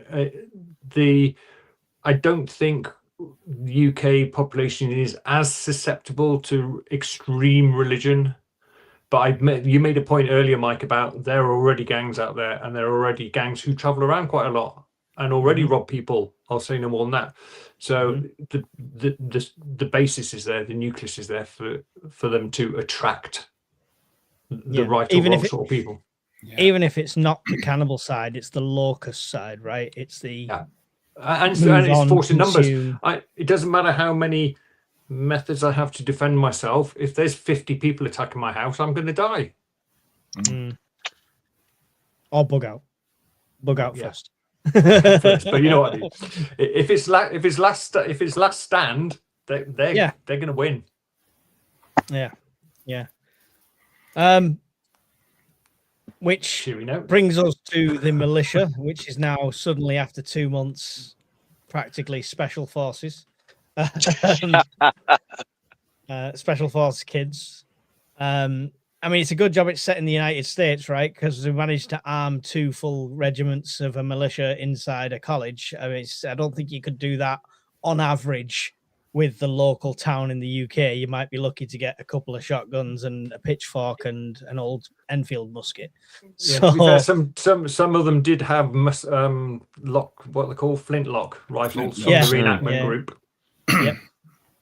Yep, some of them did. Yeah. So and at one point, it's later on, but at one point, some of the reenactors, like we're talking about skill sets, had managed to get some saltpeter and stuff like that and other ingredients that I won't mention altogether at the same time and make black powder. Yeah. Albeit quite unstable, I have no doubt. But yeah, and we have this battle on the bridge. Yeah. We have this whole fight go on where John Matheson's study of history, blah, blah, blah, tactical genius, as it were, saves the day to much expense. And then we see another really, what I want to talk about on this bit is that it's a really kind of flashbacks to old Vietnam films and stuff like that, with the triaging of the students as they're picking over the wounded after it. And it's a 1, 2, 3 system. That's still in force now, Mike. Yeah. No, I have no doubt. We have a special pouch in our Coast Guard first aid kit, and it's literally got little magnetic wristbands, and you slap it on the wrist, whether they're 1, 2, or 3. Yeah, you're ahead of us. We've still got the old paper tags with elastic bands on. So it just says toe tags. If it's a special one, there's a special one that says for Brian. Oh no! What's this? Abby Normal? That's not my name. Why have you given me a 3? I wasn't even in the fight. All that Pepsi's catching up with you, boy. There, it'll be all right, Brian. 3 means you're very important. The topic of this that pulls it to what we think about with prepping has got to be the medical side of things, right? So we've all got medical preps. We've all got something in there. And no matter how big your little cupboard is, your boxes, your tote is, and stuff like that, how long do we think that's going to last? And how long before we are reverting to bite down on this stick while I take this hacksaw to your shin? Some foreplay you've got going on there, Mike. I'm not interested. Don't tell me you weren't tempted. Well, in a certain light, I'll think about it. No, but seriously, the medicine's going to take a massive back step, right? And it's one of those things. I mean, I think you could over prep a lot of things, but I don't think medical is one of them. No. And we're I think even more of a people- disadvantage with the antibiotic situation over here for most people. The sheer volume of kit that you go through to treat one moderate injury. I mean, Mhm. you see these little first aid pouches of that size with like a little bandage on it and a little triangular bandage and some wipes and all the rest of it. If you've got somebody that's got a major bleed, that's fucking worthless. I mean, it's absolutely worthless. You pay 30 quid for a really good, 35 quid for a good IFAC, one Yeah. wound, and that is an empty kit Yeah, it's toast. and a spare pair of scissors. And, And then the things like tourniquets, which a lot of preppers have, tourniquets are applied to get somebody then to medical aid. Roll Right. one hospital, yeah. What about when that's not there? Do you still try and apply a tourniquet and what? Let them suffer for longer? So many questions when it comes to the medical side of this, when you actually see, obviously on paper, the cold reality of the situation. and what if the medic goes down? My point of contention is in here. So, wife's a nurse, oldest daughter's a nurse, youngest daughter's nearly finished training to be a nurse. Not one of them are interested in doing first aid in the home. That's your thing. That's your interest. It's like, do you want to come in the FREC 3 course with me? No, that's not. If I get cut around, they'll come to you. Yeah, but what if I get cut? That's the selfishness. Is if I get caught, I'm fucked, basically. That's the problem. So if you, in your small group of preppers or who the people you're responsible for, if you're the only one that is got a slight inkling or slight training on how to save somebody's life and nobody else is interested, if you get the cut in the hand first in sepsis, what happens to the rest of the group? Yeah. Mm-hmm. Yeah. Yeah. Well, I mean, obviously we've always said that the more skills the better and stuff like that, but and obviously a library of books is always helpful. You don't want to be learning on the job, but it's still better than nothing. Did you notice in the book though that like 1 second after, and the reason that I went on with that little mini rant, what they did, people that had skills, they had somebody shadowing them. So they if somebody was a nurse or a vet or a veterinary nurse, they'd one of the younger kids assisting them in and amongst their other duties of helping gather food, cut wood and all the rest of it. But they were very conscious of the fact that one is none and that you had to have a shadow and transfer those skills over. And they did that very early doors. I really liked that.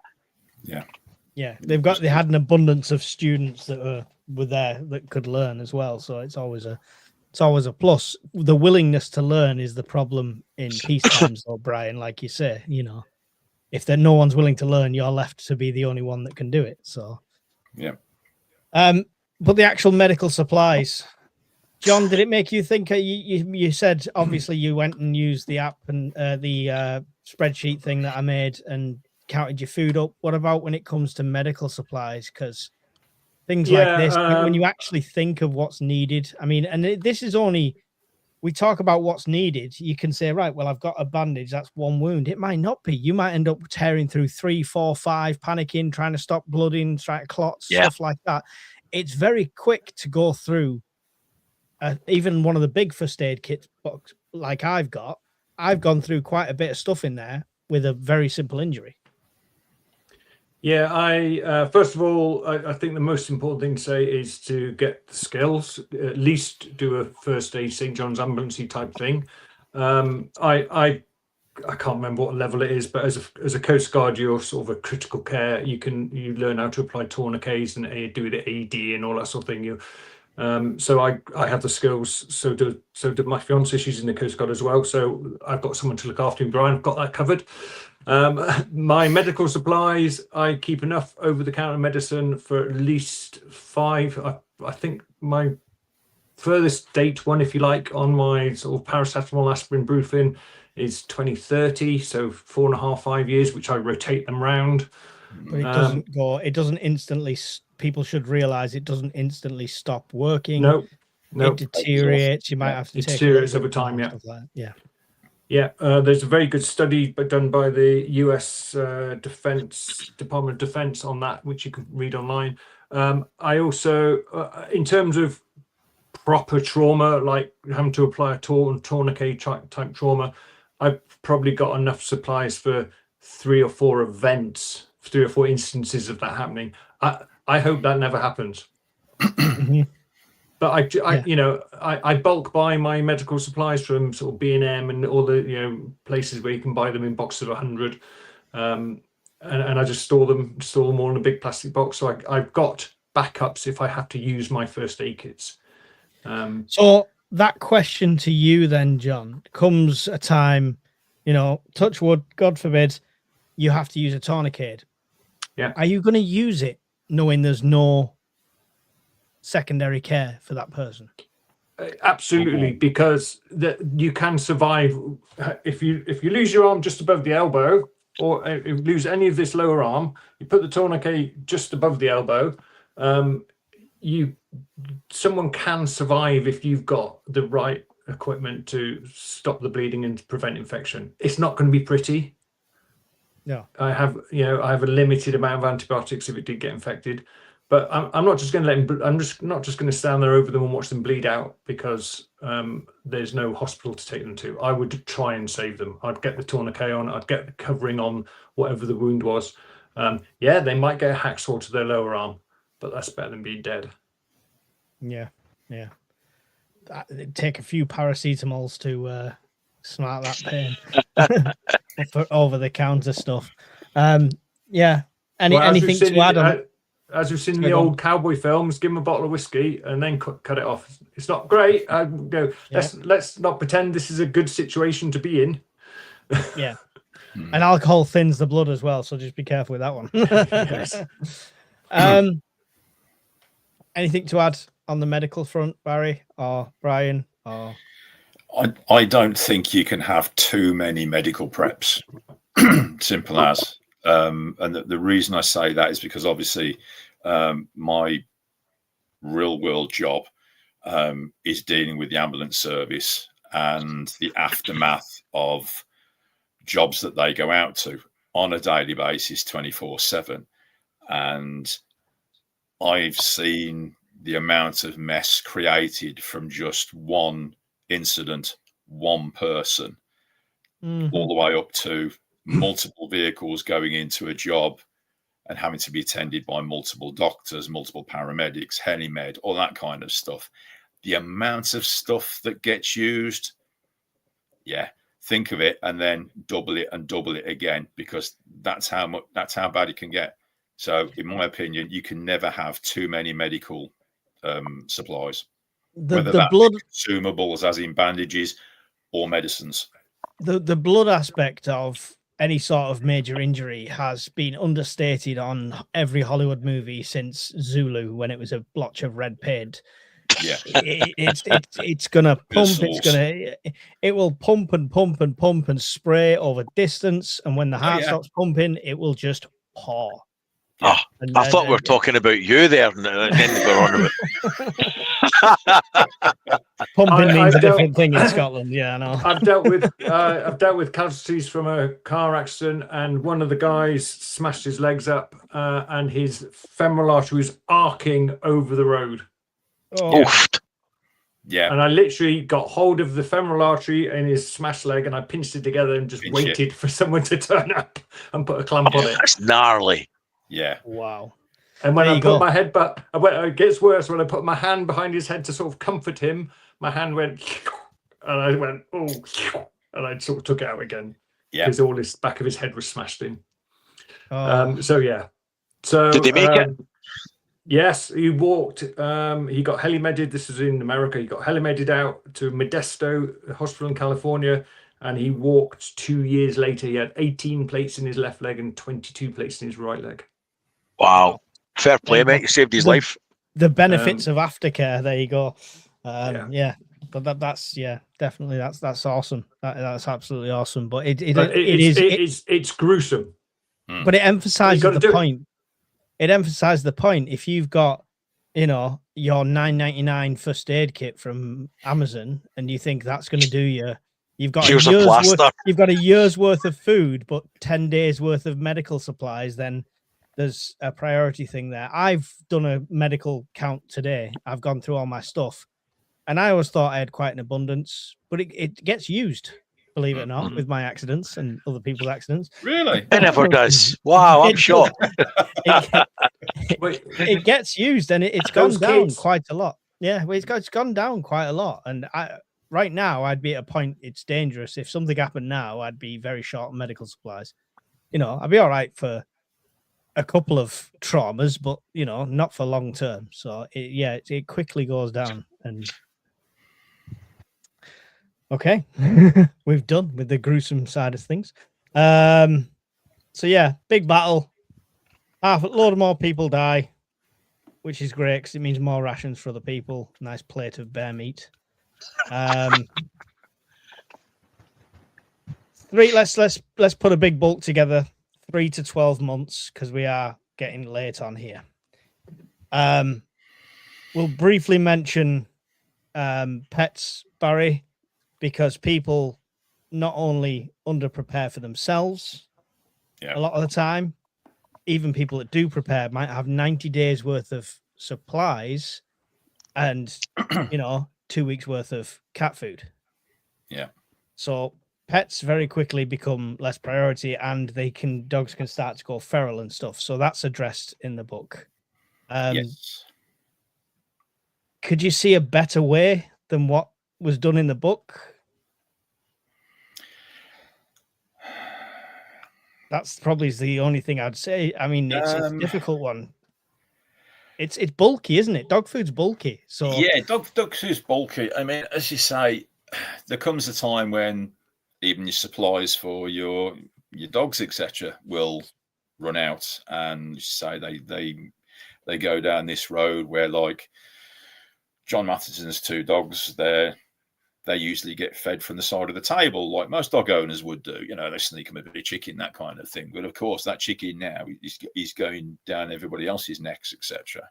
And it gets to the point where even the animals, as you say, are starting to go feral. So they decide, right, okay, we need to be doing something about this.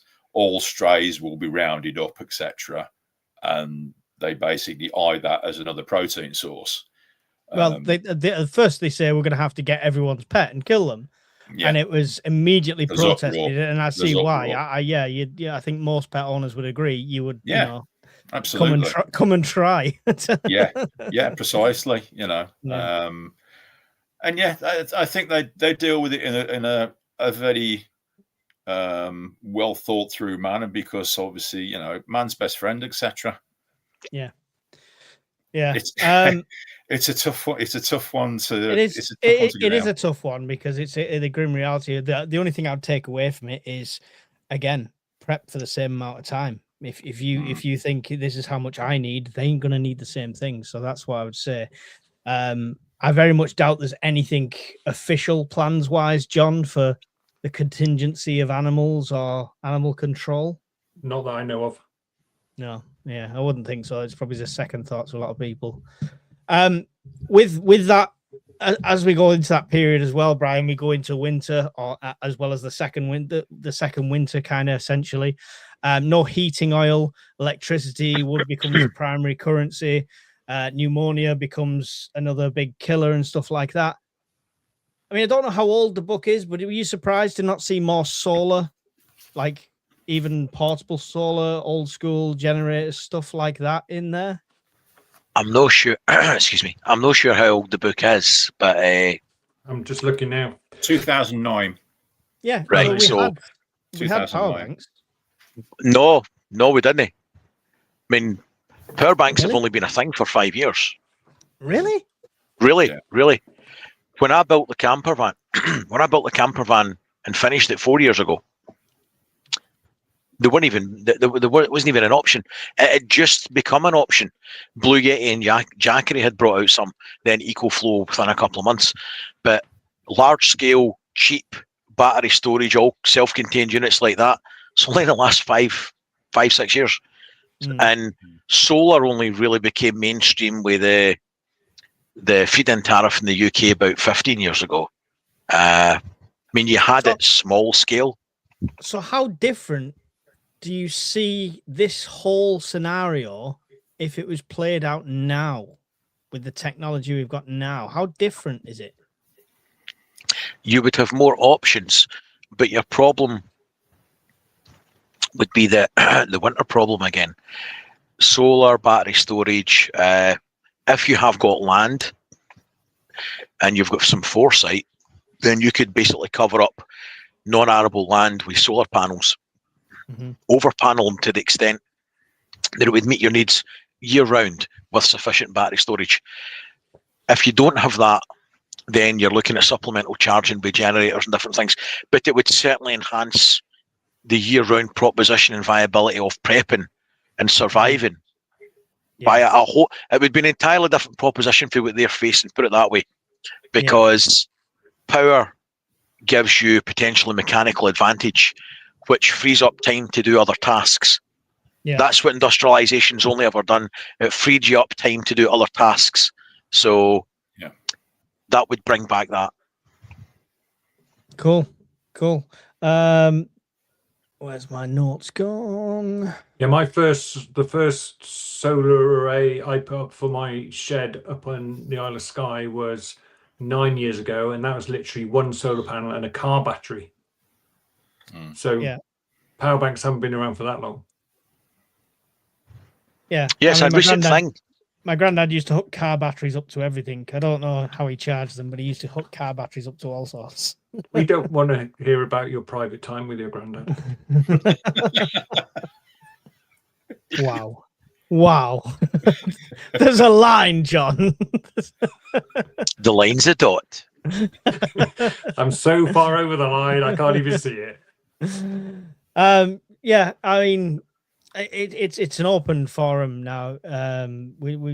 I've gone through the basic timeline, and we get to like a year in the book, and we're at 80% reduction in the population, which is a milder figure compared to what you said, kind of, Brian, a bit.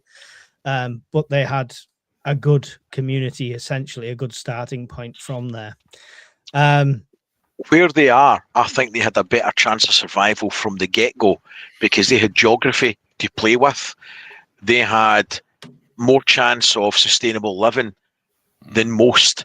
For most of us in the UK, we would face a much harsher proposition in that. Yeah. Big time. Yeah.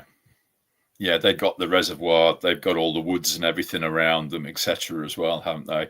They've got land, to the farms, the land and everything. So yeah, they've definitely got an advantage. Right. Okay. We've read you the entire book. You don't need to hear anymore. Right, Brian.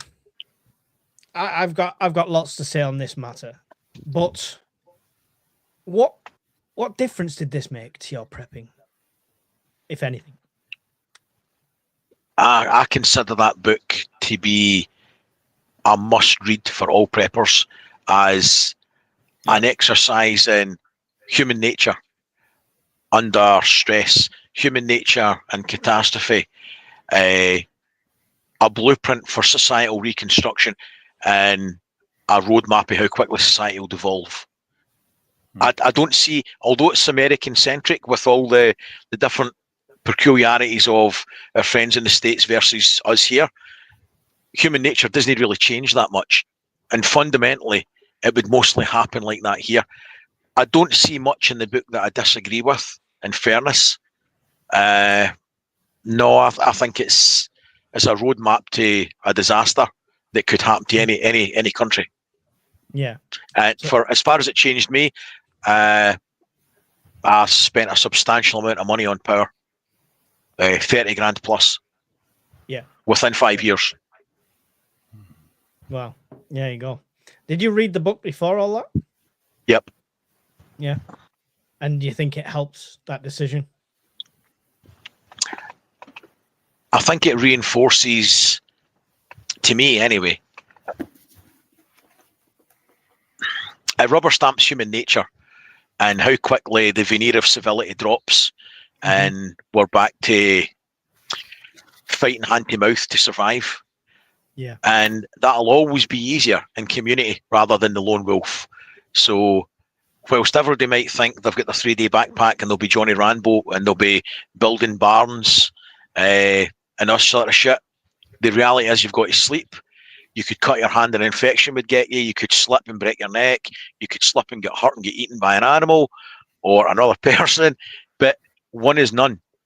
If you're looking to survive, I fundamentally believe community would be better. Yeah. Definitely. Barry, what about for you? Did this have any effects on your prepping or how you thought about things? Or Yeah, I mean, I went through the book and I highlighted quite a few things that I thought I'd got covered, but I didn't. And enjoyed the book so much that obviously I went and got the others in the series as well, and they're just as good. They bring out other snippets and other topics that maybe we might cover in further in further videos, etc. But yeah, I've got to agree with what Brian said. It's great as a blueprint. It describes like the pitfalls and everything that sometimes you might miss, like we just touched on the medical supplies and everything when they have the battles, etc. Brian's right. Yeah. One is none. Get up your preps all the time. Always try and up your preps, little and often. Just keep adding to them. Yeah. John, you've had a recent read, so you probably of the school of thought of now, if it has had an effect, is that happening at the moment?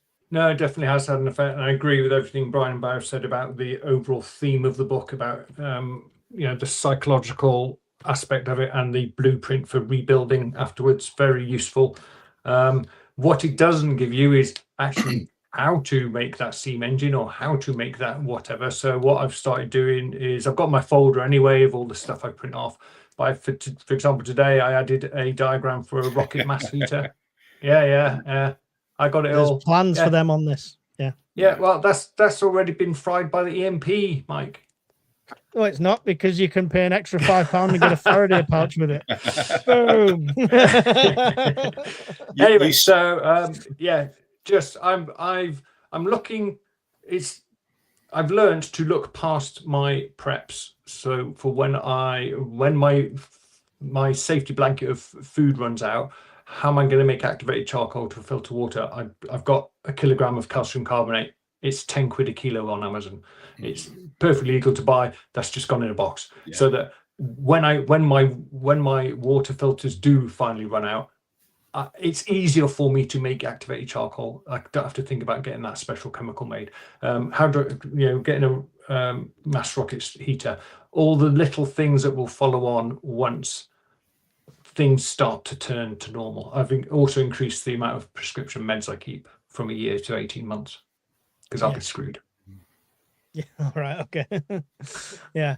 I think one thing I've always said as well is, like, as much as I'm not like a hippie alternative therapy person, but if you have got conditions that can be managed with supplementation and diet as well, that should be a massive part of your research, because if that can help you spread what medication you've got, if it can help to keep you alive longer, then it's something you consider.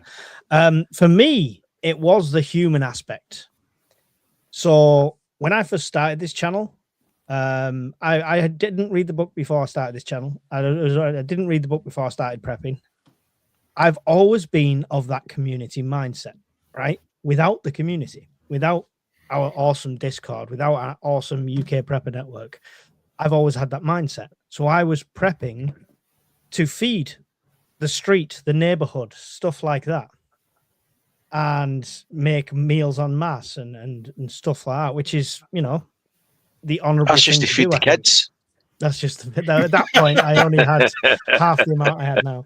But it's the human aspect of it has made it, in a way, it's made me more. At first, it made me more like selfish.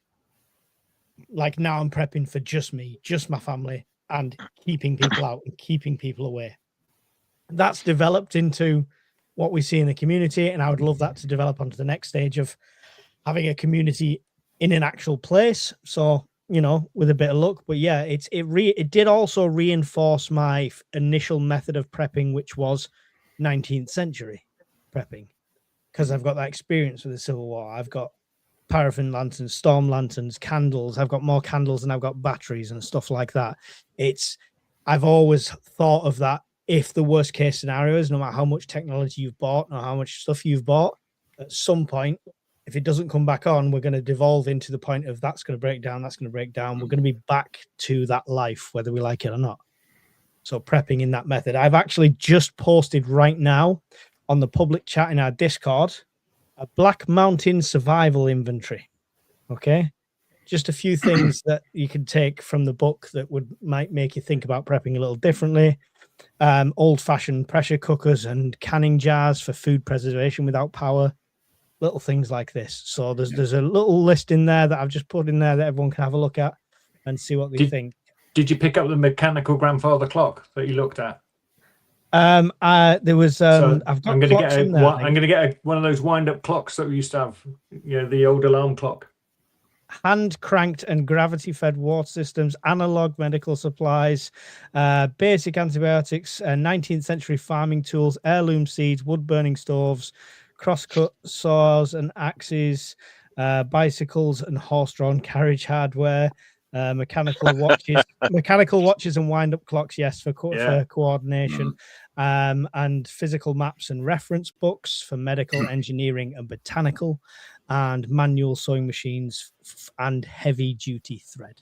So yeah, that is not everything you need, and you're going to be prepared. That's just a list of the things you might not have thought about without power that would still work. Miss Worm brought up a good point, a barometer. Yep. Yes. Yep. That's worth adding.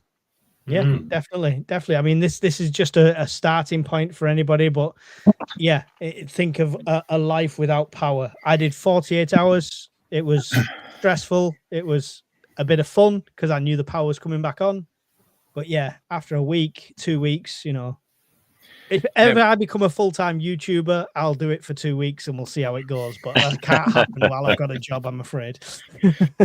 You saying that bit about reference books and everything, Mike? There's a section in there where they make a discovery in the library of all the back copies of Mother Earth News. Yes, and that sort of got like loads of information in it. Yeah.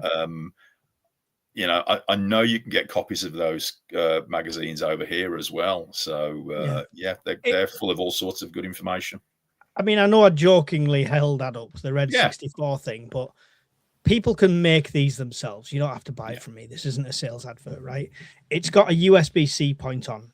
An old phone that you'd usually trade in and get next to nothing for, or would end up in the bin. That can go in a Faraday pouch with this, and then you've instantly got, that's just lit up in the bottom there. I've instantly got all them books at a touch, and then you add a power bank onto that, and you've got that library. Doing something like that is great. I like paper books, so I get some, but there's no way I could fit Encyclopedia Britannica and every single National Geographic ever made on them shelves. It's just not going to happen. So practically wise, something like that, or set up your own. Get an external hard drive, get a cheap hard drive and just fill it up yourself. You know, there's ways of doing it, but knowledge is going to be power, definitely. Definitely. Have any of the panel got is it Foxfire books? What's that? Foxfire books. Has anyone got those? No, they're quite expensive. Quite. Yeah, there's a set of books that is apparently very good about 19th century living. All right. Firefox. Yeah, Foxfire. I'll need to look for that. Foxfire. Okay. Apparently they're really good. It's like 12 or 14 books. I mean, it's 160 quid for the set. I was thinking of getting them, but I was just wondering if anyone else had them. Yeah. You could buy an Anker C300 for that. We're talking power bank money there. But you won't know what to make with your power bank. But you just hit them in the head with the really sturdy power bank and then take the books. 50th anniversary complete collection, 17 books, Foxfire, £245. Yeah, you get for 160. No, you can't. You can get them for £245 and use my affiliate link in the chat. I knew that was coming. This is the 50th. This is the 50th anniversary special edition. All right. Are you going to sign it? Are you going to sign every one of them? I'll sign whatever you want. I mean, my signature's worth naff all. I've got the handwriting of a 7-year-old child. So if you'd like me to sign a book, I'm happy to do so. It'll be different on every single one. Have we got anything else to add on this? We've gone for 2 hours, 10 minutes. So thank you very much for being with me for that long. It's but it's an interesting subject. Sorry, go. Sorry, Brian. My last comment is I'm going to buy a couple of packets of cigarettes and just stick them in my box. Smoke. It's a great one, but I haven't got the discipline to do that. I was a 40-a-day smoker, so I haven't got the discipline for that. But if you're going to do that, and if that's genuinely a bar people are thinking about, do yourself a favor. Don't buy cigarettes. Buy 50-gram pouches of tobacco. Yeah. It'll be worth a lot more. You can break it down into denominations. You can sell it in weights. You can do whatever you want with it. How long does it last for? It lasts. You can put a oxygen absorber and put it sealed. It will last pretty much forever. You know, most smokers, when they're desperate for a cigarette, will smoke dried up camel shit, so it makes no difference. They'll smoke the Mylar bag it's in. But I mean, I see that as a really good way of diffusing tension. If you come across someone, oh, do you want a cigarette? Yeah, definitely. You see that that, happens in the book a few times. Yeah. You see that in the book, even when he's at the point he's rationing it, it's a stressful situation. He's taking one and throwing one to his friend like twice in a row during one conversation. So there you go. Yeah, I mean, you're right, Polonium, but if you're going on holiday anytime soon, 50 grams is 45 quid. Jeez, oh. Yeah. Buy the calcium carbonate. It's 10 quid for. Not at my local European food shop. Might be the odd stick in it, but you know. Don't condone any of that. Anyway, yeah. Anything to add, Barry? No, mate. I think we've covered all of that first book. So there we go. So only about 10 more to go. You've got them all there, haven't you? Show everyone the sequels then. There you go. Why did they make one of them 3 times the size? Or is that your eyesight deteriorated? No. The big one actually came from the USA. The smaller ones I got over here. So yeah. Oh, everything's bigger in the USA. I see. That's what it is. Absolutely, yeah. That's just put a thought in my head. Put a magnifying glass with the manuals. Yeah, good point. Some of the writing is very small. Yeah, got one. Yeah. Yeah, I mean, I've said this as a prep before. I've got a tub full of magnifying glasses in here. I'm not going to dig out, but you go to the pound shops and the cheap shops, and you can get them glasses that are like plus 0.5, plus 0.1, plus 1.5. Go there, spend a tenner, buy them all, even if you've got 20/20 vision right now. Because in a year's time, you don't know. In 2 years' time, you don't know. In 3 years' time, you don't know. That will take up this much space in your medical preps, and your eyesight's going to be covered for a long time. So, yeah, it's a prep worth having. You know, then you're not going to be able to get any sort of special prescription, but it's going to help a little bit. You know, so you could roughly see the target you're aiming at. Plus, you can trade those glasses. Yeah. I mean, see how for £1 that you've maybe stocked up on a pair of glasses, 10 quid, 20 quid, you stock up on a few of them. What value do you put in that shit as a fan when you can't see for shit, but somebody's going to trade you glasses that cost them essentially nothing that they don't need? That's a valuable prep. Oh yeah, definitely. And it's these little things that people don't think about because they're prepping for this guy right here, right now. They're not prepping for back problems in a year's time. They're not prepping for eyesight issues. They're not prepping for anything like that. We are human. We deteriorate, unfortunately. So, yeah, worth thinking about. Brian, anything else? No, I'm all good. Yeah. Oh, he's just dying to get to the toilet. He gets to 2 hours and he's like, he's drank 27 Pepsis. There's a few empties here, mate. Put it that way. So hurry up. My teeth are floating. I've run out of gin and tonic, Mike. Come on. All right. I'll wrap it up. Yeah, whichever channel you're watching on, because this is being streamed to my channel, to Brian Scottish Prep 73, to Barry on Brown Coat Prepper UK. John's not started his channel yet. He will do at some point. He'll give in. Whatever channel you're on, make sure you like, make sure you take the time to go to all the other channels and follow and subscribe all of them. It's really appreciated. We appreciate all the donations that come through and all the support we get on all of our channels. But the best thing you can do for any of us is just to like and share the content and get the word of prepping out there so we've less marauding cannibals to deal with on the road. Okay? That's the main point. Miss Worm in the mods. Miss Worm and the mods. Yes, I will. Yeah. I will mention them. Any final thoughts from you, John? Sorry, not final thoughts. Any goodbyes? Could you say your goodbyes, please? That's it. There we go. Very articulate. Barry, would you like to say your goodbyes? Goodbye. Okay, we're keeping it simple today. Anything more in depth there, Brian? Would you like to say goodbye to the peoples? I would. It's good to see so many people on a Friday night. It's 2 hours out of their time, and the numbers have been fairly strong across all the channels. So it's good to see them take an interest in a book that you really should read. I mean, it's all right listening to us drone for 2 hours. Just read the book. It is really worth your time. And thank you for staying on for 2 hours. Yeah. Brilliant. It's superb. Miss Worm, if she's not already posted the link to the book, she will post the link afterwards. She'll post it on her Discord and my Discord. I have no doubts.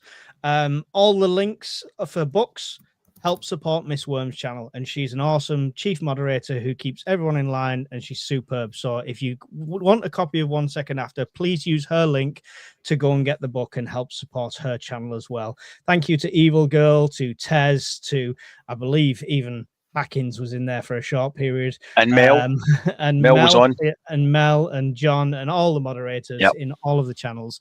You're all superb. Thank you very much, and we'll see you all probably Sunday. Goodbye. Laters, guys. Bye.